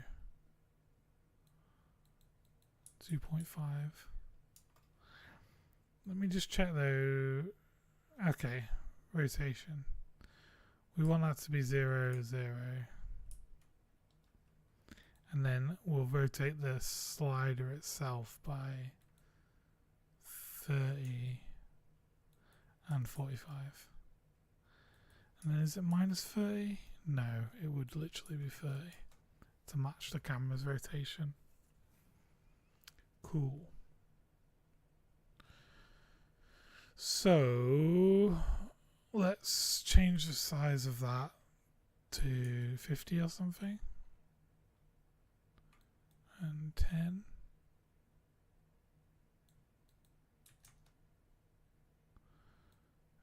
Mm, 30, 40. I don't know. 12. 16. That's pretty good. By 32. Okay, so let me show you what I've done. So if I make this like black, the fill is going to be the health, and they're an enemy, so let's make it like red.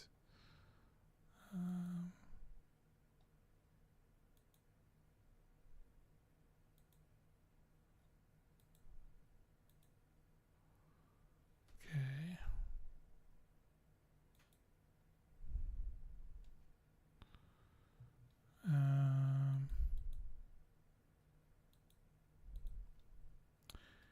So when their health moves around there, you can see that. Fill area would be 0, 0. Be the whole thing.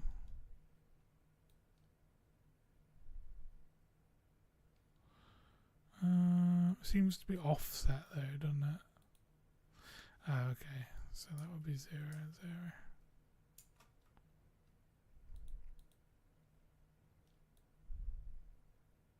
Cool, so we have a health bar now that fills up as it goes across.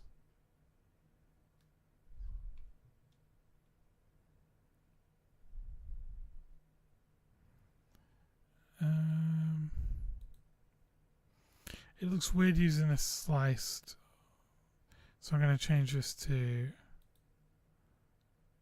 filled. I'm going to go horizontal, and I'm going to change it from that to background, I suppose. UI sprite. UI sprite works, and we'll do filled horizontal, and we'll do the same for this. Will be filled as well, and horizontal, and from left to right. Cool. So now if I go back to my slider and I change the value, yeah, okay, so that goes from left to right. Shoop. The sprite does look really weird there. I kind of just, let's see what sprite it says. UI sprite. I just sort of want it to be like a blank sprite, so let me change it to background and see what that does.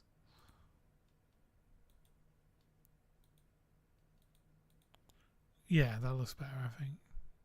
Let's try that with the fill. It's weird that that comes in from that angle like that, though. Like that looks weird.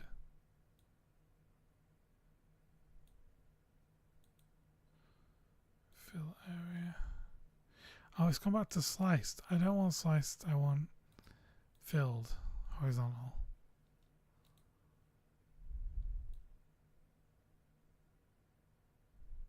Okay, that seems to work. That has also gone back to sliced. I don't want sliced, I want filled. But it looks weird. Maybe we want to make a new sprite. Can we do that easily? No.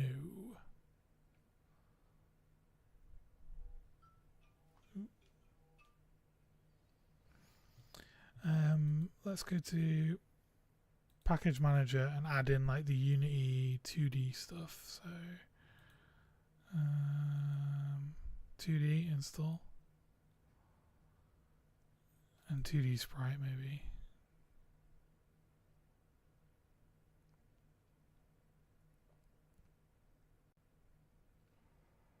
And then we can just, oh, and sprite shape. Then you can just like generate a sprite in the project, which is really helpful.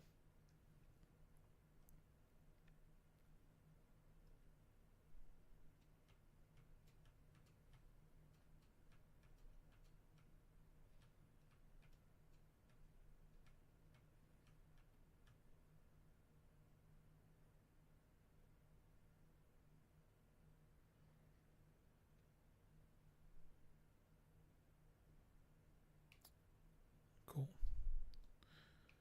And sprite shape is also done. Nice. So if I right click, create, and try and make a sprite now, yeah, I can make a default square sprite. Square. Cool. Go to bed. Sorry. Alexa, stop. A reminder to go to bed. You do need reminders sometimes. Alright. Let's change this background to square that we just made.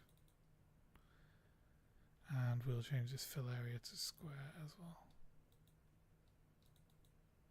Cool. That looks more obvious what's going on there. And then if I change the scale, we can change the height and stuff now to make it a bit more smaller. So 8 pixels. 25. That looks pretty good as a health bar. Cool. So let's rename this to health bar now. HP bar. And then on our enemy, we will add a I guess like a health manager. Makes sense. And if we code this in a certain way, we can get it to work for both the player and the enemy health. So we will do we want a private slider, and we'll call that health bar. And then, yeah, for now we'll do it this way. Current health. And then we'll do awake. Current health equals max health. And in update, let's do a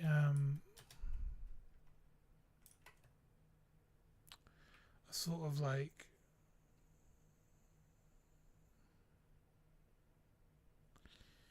I want to keep a record of what I've told the slider to set as, so it's kind of like float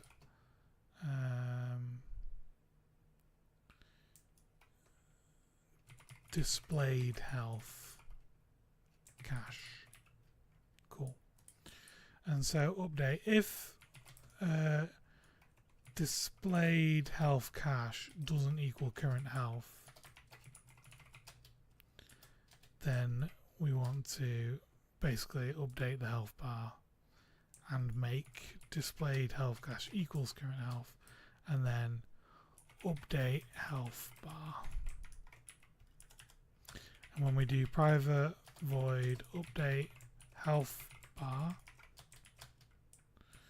we want to do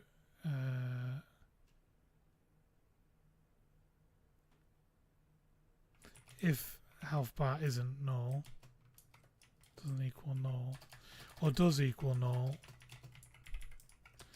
then just return. And debug.log health bar not assigned on the game object name. Okay, and then if it is set, we're going to do health bar dot value equals current health divided by maximum health. And also we want to do mathf.clamp between 0 and 1 current health and max health. Cool. Okay.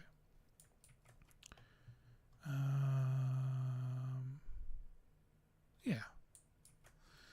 So if I press play now, that enemy's health should go full because it's just half on the display there. Override all, apply, and then current health 0, health manager. There's not a serialized field for the slider, so let's do that. Serialize field slider. So I'm going to take the health bar and put that in the slider. There we go. And overrides apply all. Play.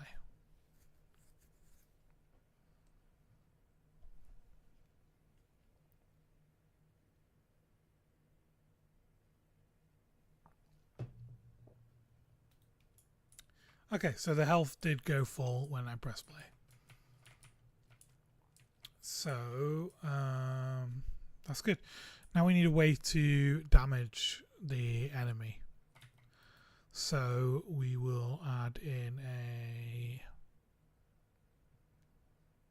we could just get this health manager directly.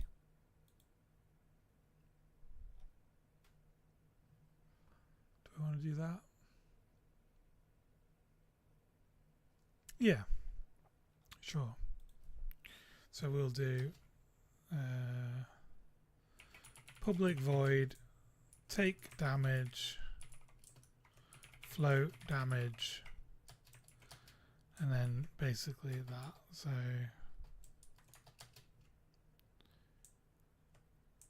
current health minus equals damage,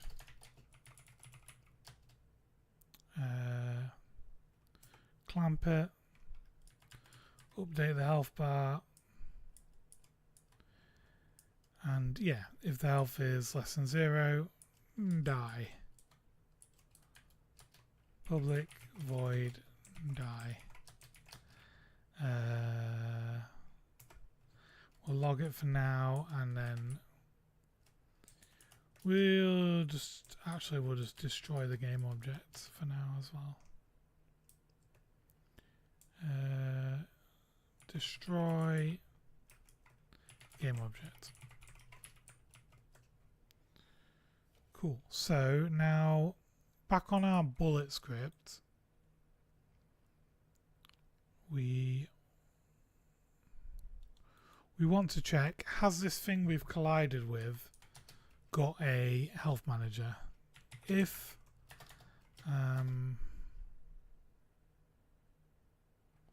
collision.other or game object dot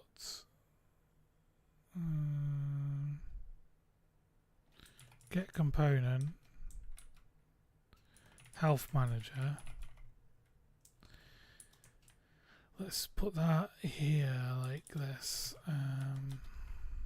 Health manager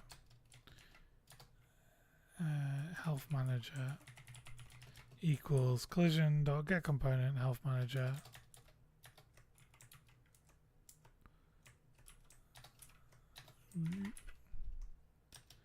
and if the other object does have a health manager,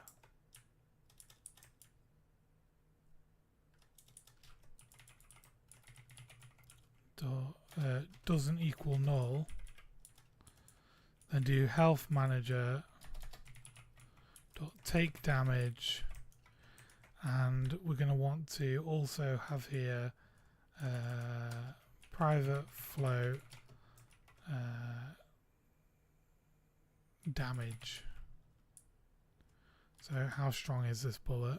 We'll add here float damage, and we'll take damage and pass in the damage. take damage with an underscore.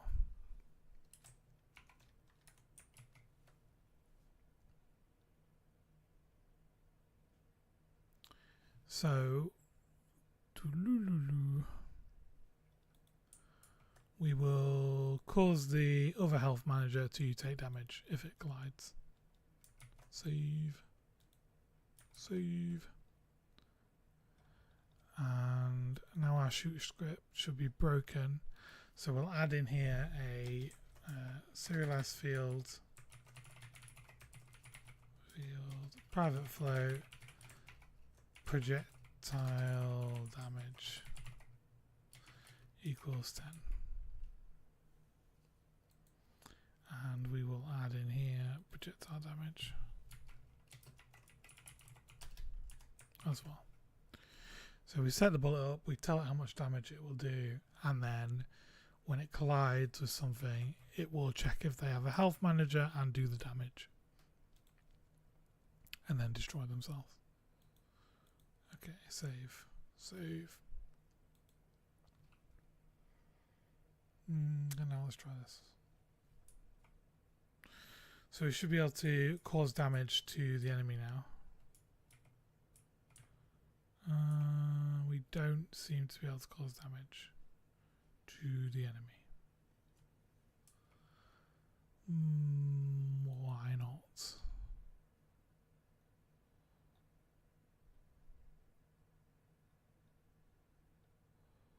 Current health is still 100.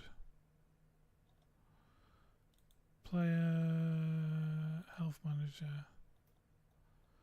Take damage. Current health minus equals damage. And then we clamp it. And they die otherwise.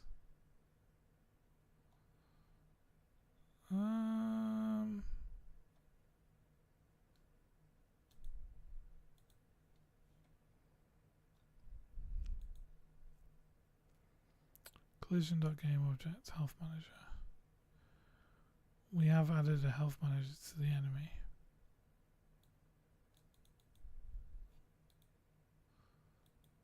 Why would it not be doing damage?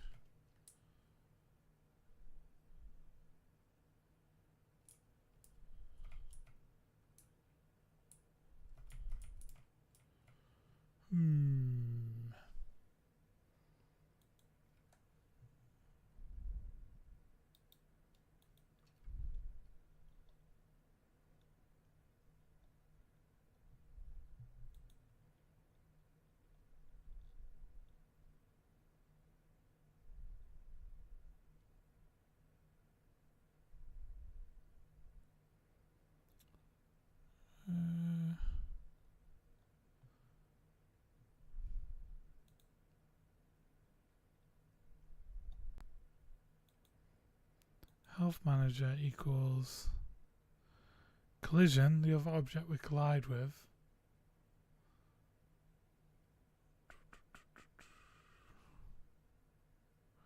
Get component health manager.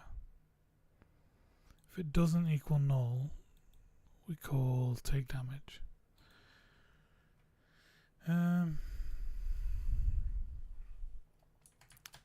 Let's just add in some quick debug. So debug log dot bullet has hits, and then we'll do plus collision dot game objects dot name plus has health manager, which has health manager, just so we know it is getting fired. Otherwise we'll do else, which does not have it. Okay, and then we should be able to figure out if it is colliding with that, and if so, why is that not working? And yeah, that should rule some stuff out. Oh, I think I know what's happening. I think we're not actually setting how much damage to do properly. So I think it is hitting that. Yeah. It hits it, which has an health manager. It's just it's not being told how much damage to do. So if we go to our bullet, float damage. Yeah, we're not setting how much damage to do. So we want to set damage equals damage. Save. So now we can go back to our health manager. We can get rid of those debug logs that we just did. Oh, we already got rid of them. Okay. Play.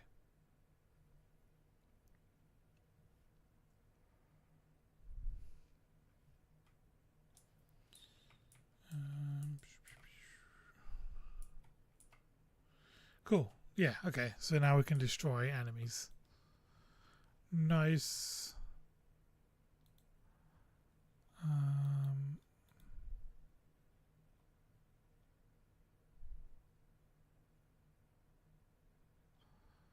And then on the bullet manager, let's get rid of those debug logs that we added. Cool. Save. Save all. Okay, and then what I'm going to add now is, well, I'll just save that. And that's a prefab already, so I can delete that. We're going to add in something just to spawn enemies in. So we'll create objects. We'll call this 0, 0, 0, 0. We'll make a new script. Randomly spawn enemies within radius. And this is just going to be kind of a debug thing, just so we can spawn enemies in every however many seconds. So we will need a serialized field, private, game object, enemy prefab. We need to do serialized fields, private, int min time between spawns equals 1, and then max time, and then spawn radius, and that's probably good, and maybe max enemies is good. And we'll do a private game object, like a list of game objects, list game objects, enemies equals new list of game objects. Whoop. New list game objects. Cool. And then I think we need to add another thing at the top to be able to do that. Yeah. System generic, whatever. There you go. Don't need that. Let's do then update. Yeah, if enemies dot count is max less than max enemies, then float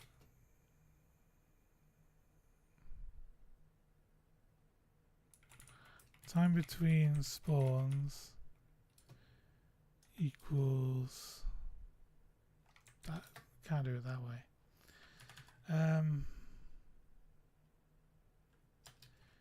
Let's just check first enemies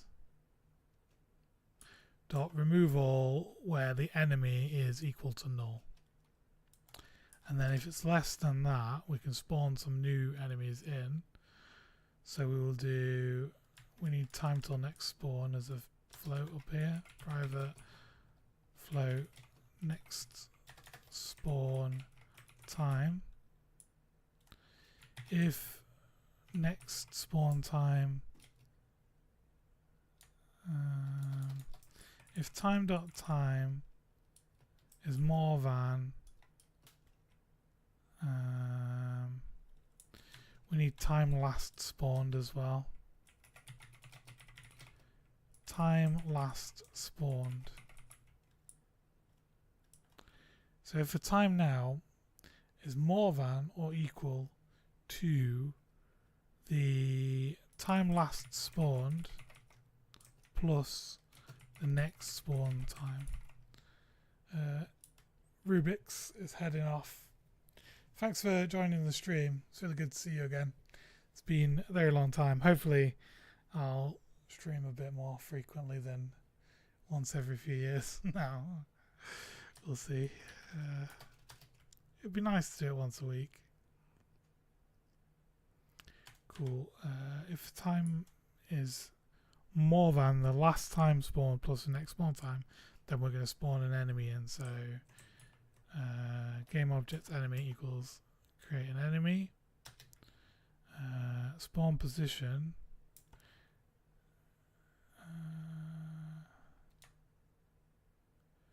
equals this transform position.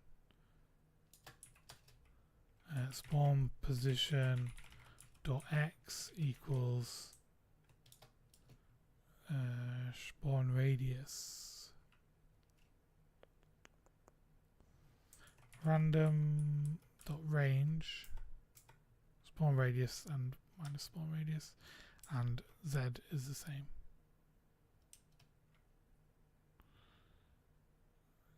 And 0, yeah, sure.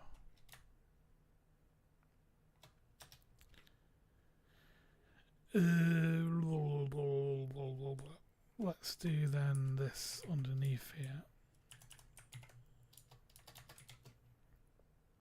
Transform parent, spawn position, quaternion.identity. Cool. And also then else, don't do anything, no. Time last spawned equals time, and next spawn time equals random range between min time and max time. Save. That should work.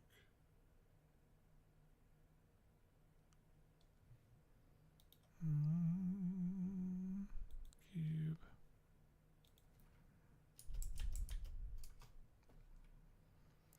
X, let's say up to 20. Seems pretty good. Okay, so we'll call this like enemy spawner.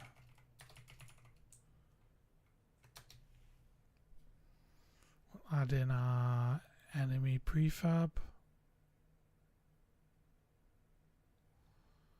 from prefabs enemy. So min time is 1 and max time is 3.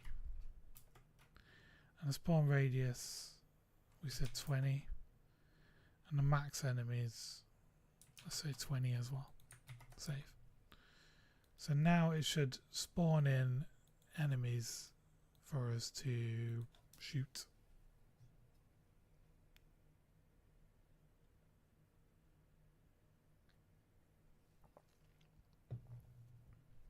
Cool. So it is spawning enemies in. And we should be able to shoot them and destroy them. Cool. So we can destroy enemies and shoot them.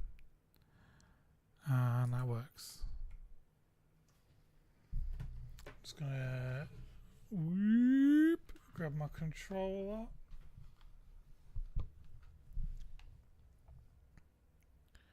And try and take some of them out. They seem to be spawning in much faster than I can destroy them though. That looks like a lot more than 20. I can't count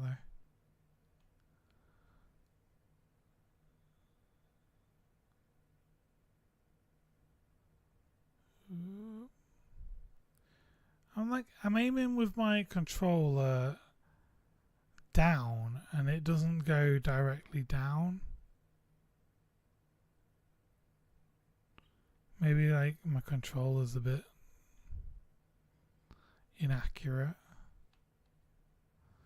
If I aim up, it's almost up. It's just no, it's just me. My hands are weird apparently.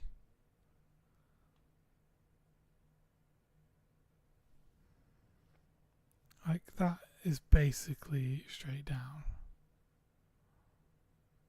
It's actually quite hard to get it straight down.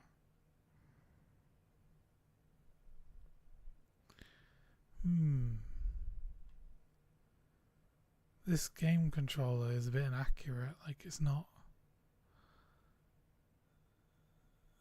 completely accurate. When you aim down, it fires slightly to the side. I guess if the bullets were bigger and there's a bit of randomness, it'd be fine.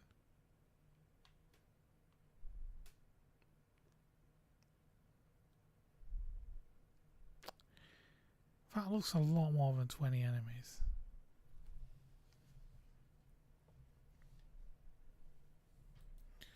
Let me just put this to 0 and this to 0 as well. Yeah, look, that's a lot more than 20 enemies, isn't it? It looks like hundreds of enemies, in fact. What has gone wrong?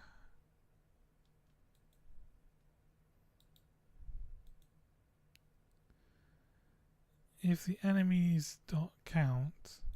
Oh, I'm not adding the enemy into the list. Yeah, there you go. Now it should work.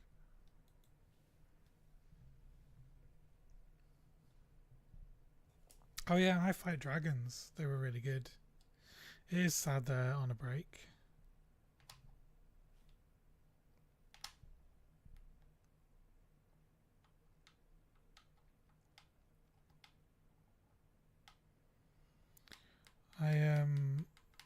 I started writing some music again. It's, I guess, similar sort of style as I Fight Dragons. It's kind of pop punk with chip tuning. Just need to work out what I'm going to do for the music videos.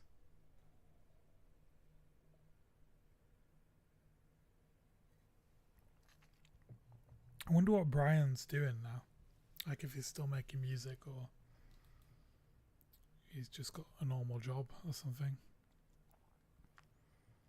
I've not spoke to him for a long time. I might have got him on LinkedIn. Raising 2 toddlers. Ah. Yeah, that is a full-time job on its own.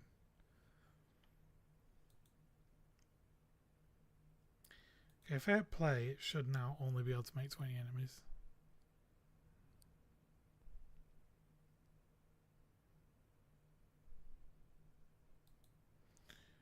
If I set this lower so that we can check without it just filling my screen. Yeah, okay, that works. Can only make 5 enemies now.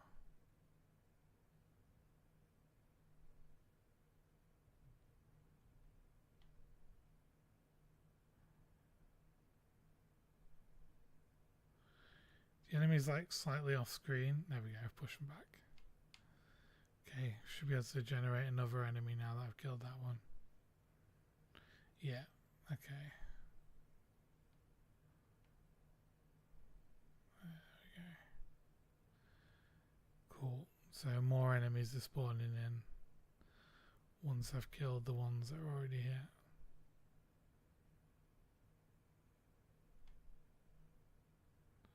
You have to be pretty specific with your aiming to be able to get them.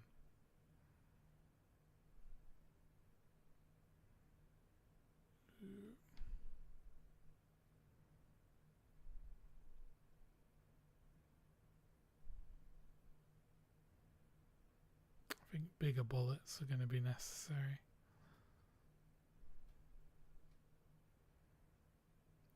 hard to aim.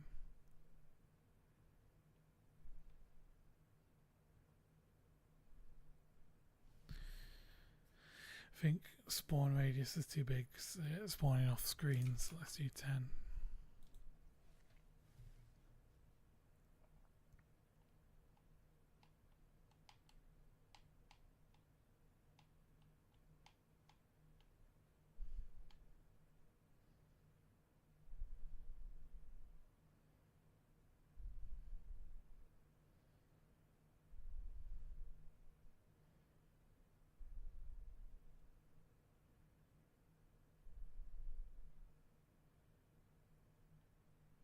Okay. So we have enemies in. We can shoot them. Now that we've got that in, I think we can actually increase how many bullets we fire. Like, we could make the fire rate back to 0.1. Let's try that. Yeah, just like blast much more.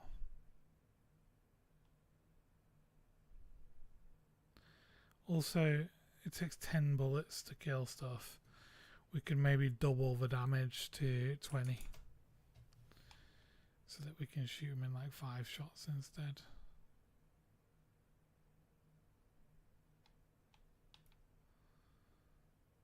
Cool.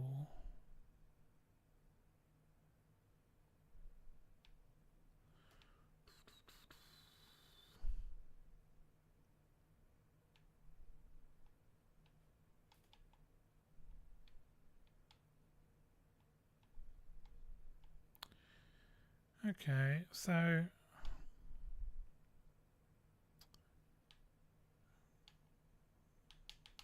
pretty good.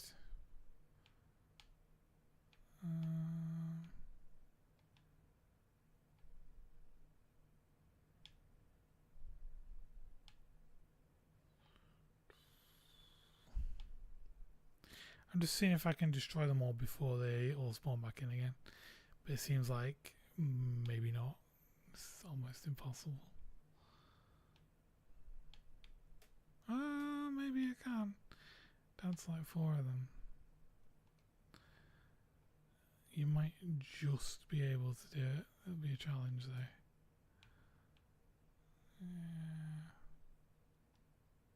No, failed. I'm not good enough at aiming to be able to do it. Oh, they're multiplying quite quick.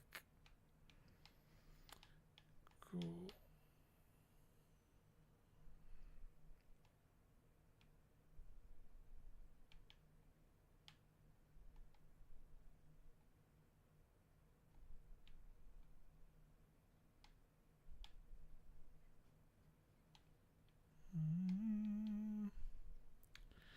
It's pretty chill, just like shooting these enemies. It's a bit boring, but I wouldn't say there's a game yet. There's like the basics of a game. You can shoot objects, and that's fine. Toodaloo.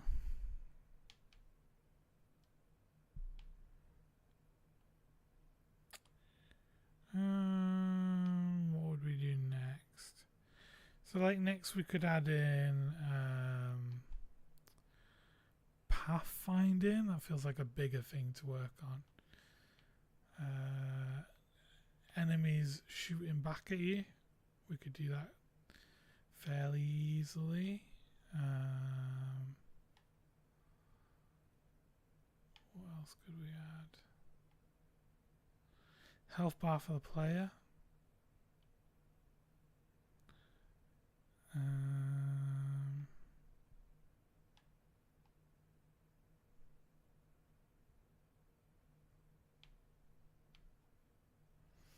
Let's add a health bar for the player. We can make that green.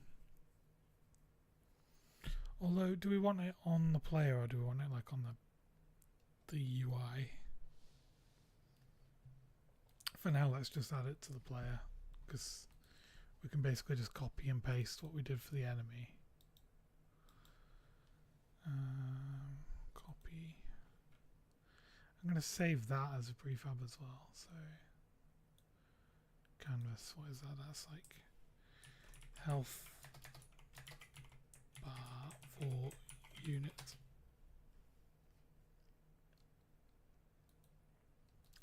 And I'm going to slap that on the player as well. Cool. But for the players one, I'm going to make it green. I think that makes most sense.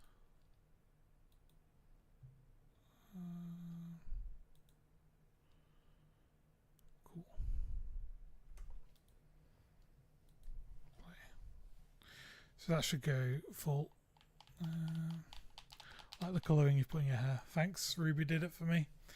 We dyed it like half pink, half yellow, and then it sort of has just smudged itself in the middle. But quite like how it's just accidentally done that.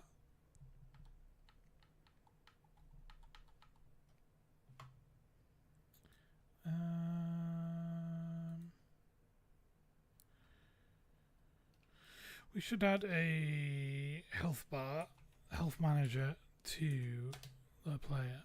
There we go. And then we can add the health slider in there for that as well. And then press play. And that should set that to full health as well when you start. Cool. Nice. So we have full health there as well.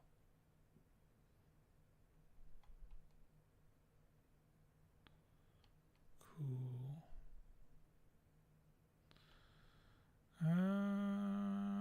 What do we want to add in next?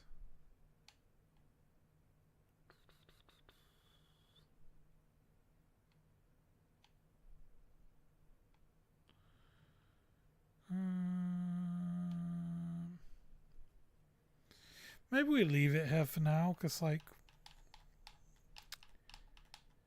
we have done 3 hours of streaming. We've done quite a lot of features. We've added a player in, we've added enemies in, we've added a wall. You can't walk through it. You can shoot. Your bullets hit the wall and get destroyed. The bullets hit the enemies and they do damage. And the enemies can die and more enemies get spawned in. We're at the same point that I was at after like a month before, because we've taken all the artwork out. There's nothing to get distracted with, and you just have to code gameplay, which makes it a bit harder because like there is more to think about when you do that. But we're going to make faster progress, because now with another 3 hours we'll be way further than we got before. Cool. So before I end the stream, I'm just going to record, I guess, like an intro and an outro if I edit this to put on YouTube. So let's jump to the camera. I could stop streaming and record this, but I'm just going to do it here. If anyone's here, you probably get a weird experience of recording a YouTube video live, but there you go. Alright, let's think. So, hi, I'm Oliver-Ace24. Today I'm going to be making a game in Unity in a stream. And it's a game that I've actually worked on previously, but I'm going to be remaking it, but without art this time. And the reason for that is last time when I was working on this game, I got really distracted by working on character models and procedural animation, and basically I didn't really know what the game was, and I was spending a lot of time on all the things around the game, and it slowed down the progress on the actual gameplay.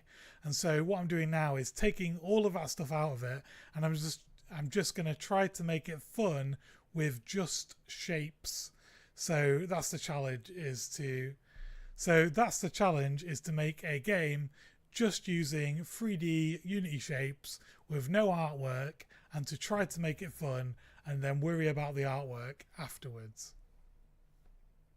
I think that's a pretty good intro. Is there anything else I need to say? So if you've seen my previous videos, this is the Office game that I was working on before, but I've started a new project to only concentrate on the game design and the game mechanics.